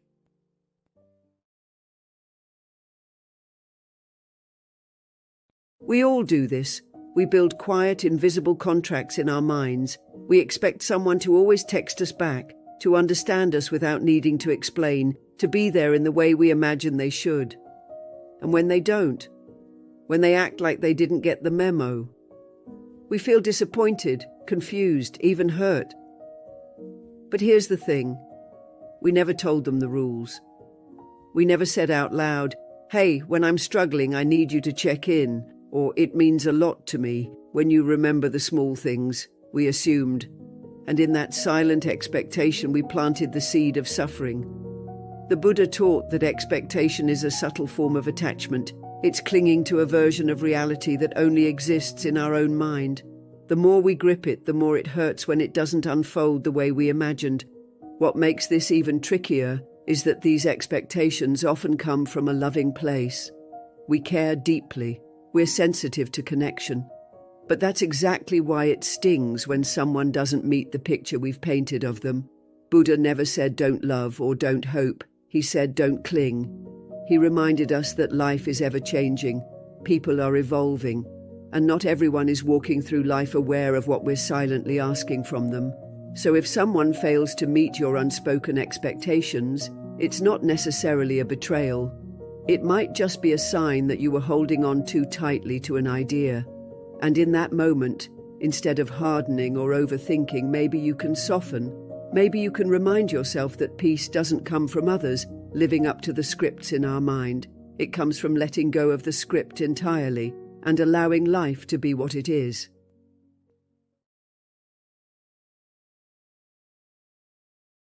It's strange how we often believe that once we finally understand the truth, we'll feel better. We think clarity will bring relief. We imagine that if we can just figure out why someone acted the way they did, if we can just uncover the hidden meaning behind their silence or their change in behavior, then the pain will vanish. But the truth? The truth can cut deeper than the illusion ever did. The Buddha never promised that awakening would be easy. He simply promised that it would free us. And freedom at first often feels like loss. Because when the stories fall apart, so do the hopes we built on top of them. When you realize that someone didn't care as deeply as you did, it hurts. Not just because of what it says about them, but because of what it forces you to see about yourself, the way you gave, the way you held on, the way you tried to make it work. The ego resists this kind of clarity because it wants to protect you. It says, maybe they're just confused, or maybe it was your fault. It wants to wrap you back in the comfort of not knowing. But Buddhism teaches us that peace is not found in fantasy. It's found in meeting reality, as it is, with an open heart. This is why clarity feels heavy at first, because it doesn't just reveal what is, it removes what isn't. It strips away our imagined futures and the roles we assigned others in our minds. But once the ache settles, something else begins to rise. Lightness, stillness, a kind of quiet strength that says, now I can stop trying to fix what was never mine to fix.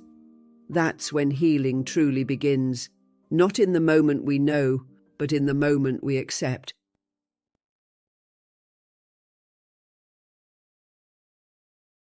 There's something deeply human about wanting to be remembered. It's not just about ego, it's about meaning. You pour your heart into someone, you share laughter, vulnerability, quiet moments. And when they're gone, there's a part of you that quietly hopes they still carry a piece of you. You wonder if your absence feels like anything to them. If a song, a scent, or a passing place brings your memory rushing back. The mind begins to chase those thoughts, creating stories. Maybe they miss me, or maybe they regret it. But the Buddha reminds us not to lose our peace trying to live inside someone else's thoughts. Because the truth is, their silence isn't a reflection of your worth, it's a reflection of their own journey. In Buddhism, we learn that clinging to being remembered is still clinging. It's a softer, more romantic version of attachment, but it's still a chain. The need to be significant in someone else's mind can quietly turn into suffering. Why? Because it gives your peace away. It makes your happiness dependent on something you can never control, another person's memory. Buddha taught that the path to freedom isn't about being remembered, it's about remembering yourself. It's about returning to who you are when no one is watching, when no one is applauding, when no one is choosing you. That version of you is already enough. People may forget, they may move on without closure or acknowledgement, but your worth was never stored in their memory. It was always right here, with you. Real peace begins when you no longer need to be someone else's lingering thought. You simply choose to be fully present in your own life. You choose to remember you. That is the most sacred remembering of all.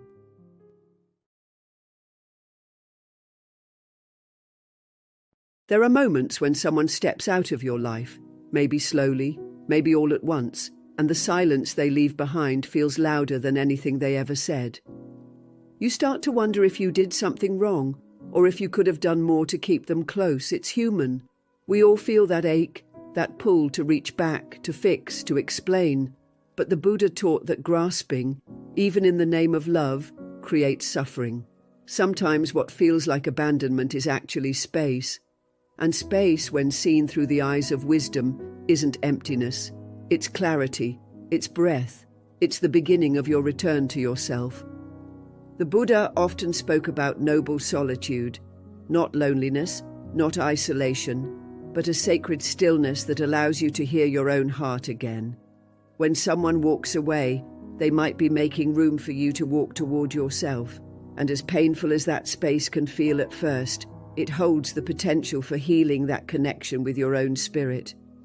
Most people fill that space with noise, chasing closure, chasing explanations, chasing what once was. But Buddhism invites us to pause.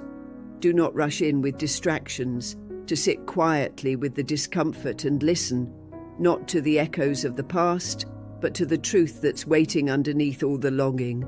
Sometimes the most loving thing someone can do, intentionally or not, is leave. Because in their absence, you're finally forced to see the places where you abandoned yourself, trying to hold on to them. This isn't about blame, it's about awakening, and when you awaken, even heartbreak becomes holy. In their absence, you return to presence. In the stillness, you rediscover your strength. That's not a loss, it's a gift disguised as distance. A painful one, yes, but a gift nonetheless.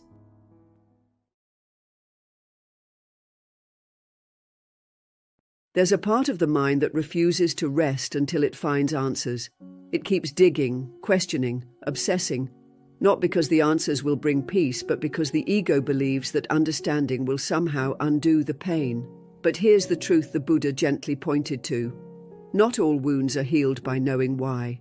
Some are healed by accepting that you may never know. The mind, when driven by ego, clings to control. It says, I need to know why they left. I need to understand what I did wrong. I need to know if they still think about me.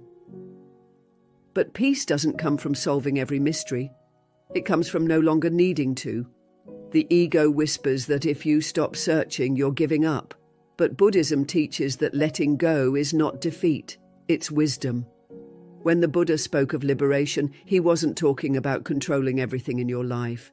He was talking about freeing yourself from the need to. The truth is, most people's actions have little to do with you. Their silence, their distance, their coldness, it's a reflection of their inner world, not your worth. But the ego makes everything personal, and that's where the suffering begins. Ask yourself this: has obsessing ever brought you clarity that actually gave you peace? Or has it only fed the fire? The mind convinces you that you're getting closer to freedom through thinking, but really you're tying more knots. Buddha said that freedom isn't found by clinging tighter, it's found by releasing gently. So the next time your thoughts race toward another question, another imagined explanation, pause. Ask yourself, will knowing this truly help me? Or is it just another way to stay attached? If it's just more noise, breathe, let go. Trust that not every question needs an answer. Some only need your permission to rest.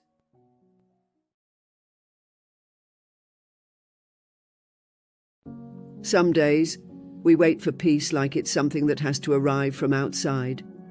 We think maybe if the person apologizes, maybe if they come back, maybe if the situation finally resolves itself, then we'll feel better, we'll feel lighter, we'll feel free. But the Buddha never said peace comes from what happens out there. He taught that peace comes from within. And that teaching, while simple, changes everything. It means that you don't have to wait. You don't have to beg or hope for someone else to do something right in order for you to feel whole again. You can begin practicing peace, even while the chaos is still around you.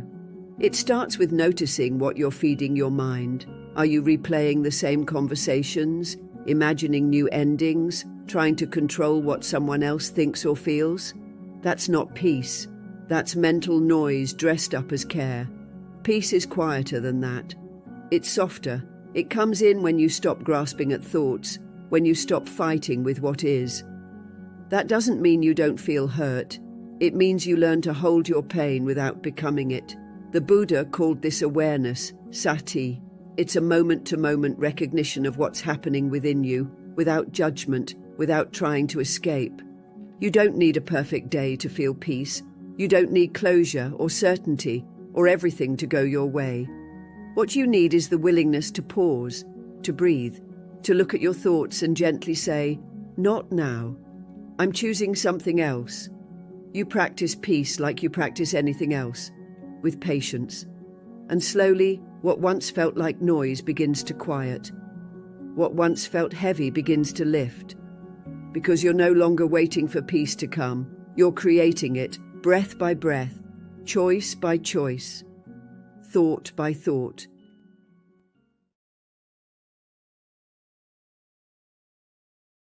There's a kind of peace that doesn't announce itself. It doesn't come with fireworks or grand realizations. It arrives quietly, in a single breath, in a pause between one thought and the next. Most people never even notice it because they're too busy chasing the next distraction, the next explanation, the next emotional high. But that stillness, that space, is where everything changes. The Buddha spoke often about this space. He called it a doorway to wisdom.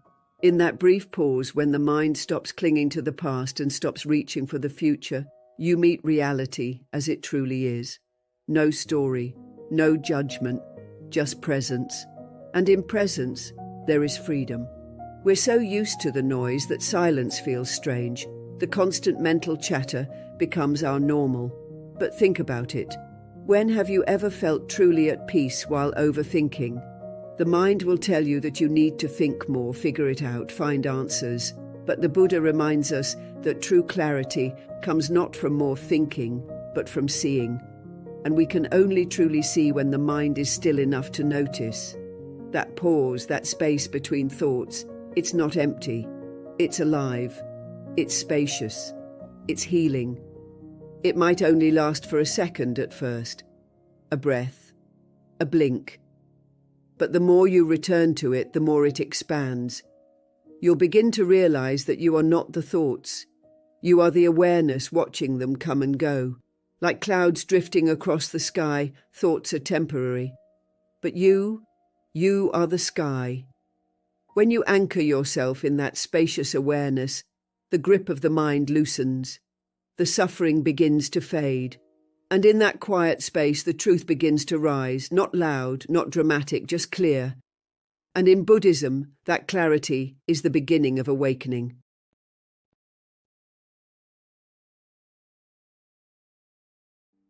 We spend so much of our lives waiting for clarity, for closure, for someone else to give us permission to move forward. We tell ourselves, I'll let go when they explain, or I'll heal when I understand why they did what they did. But what if that moment never comes? What if the apology you're hoping for, the reason you're chasing, or the closure you crave never arrives? The Buddha taught that liberation doesn't come from the outside. It comes from within. You don't need anyone else to set you free. You have that power already, right here, in this moment, in this breath. You are not defined by how long you've held on. Maybe you've carried the weight of someone else's absence for months, maybe years. Maybe your mind has replayed the same memory so many times that it feels more real than the life unfolding around you. But it doesn't matter how long you've been walking in circles. What matters is that at any moment, you can stop. You can step off the path of suffering and start again. The Buddha often reminded his followers that each breath is a new beginning. You don't need a new year or a new relationship or a new chapter. You just need a new decision. I am ready to stop hurting myself with the past. The beauty of Buddhism is that it doesn't ask you to become someone else. It asks you to return to yourself, to stillness, to truth. You don't need to fight your thoughts. You don't need to erase your past. You just need to stop giving so much of your energy to what no longer serves you. Start again, not with force but with softness. The path to peace is always open, and you don't need anyone's permission to walk it. You don't have to carry what's been weighing you down. You don't need all the answers to find peace. Sometimes, the most powerful decision you'll ever make is to simply let go. Freedom isn't somewhere far away. It begins the moment you stop clinging. Thank you for being here, for choosing presence, and for walking this Buddhist journey with us. If today's message touched something in you, there's another video waiting on the screen that will take you even deeper. Your peace is always one breath away. Just keep walking gently.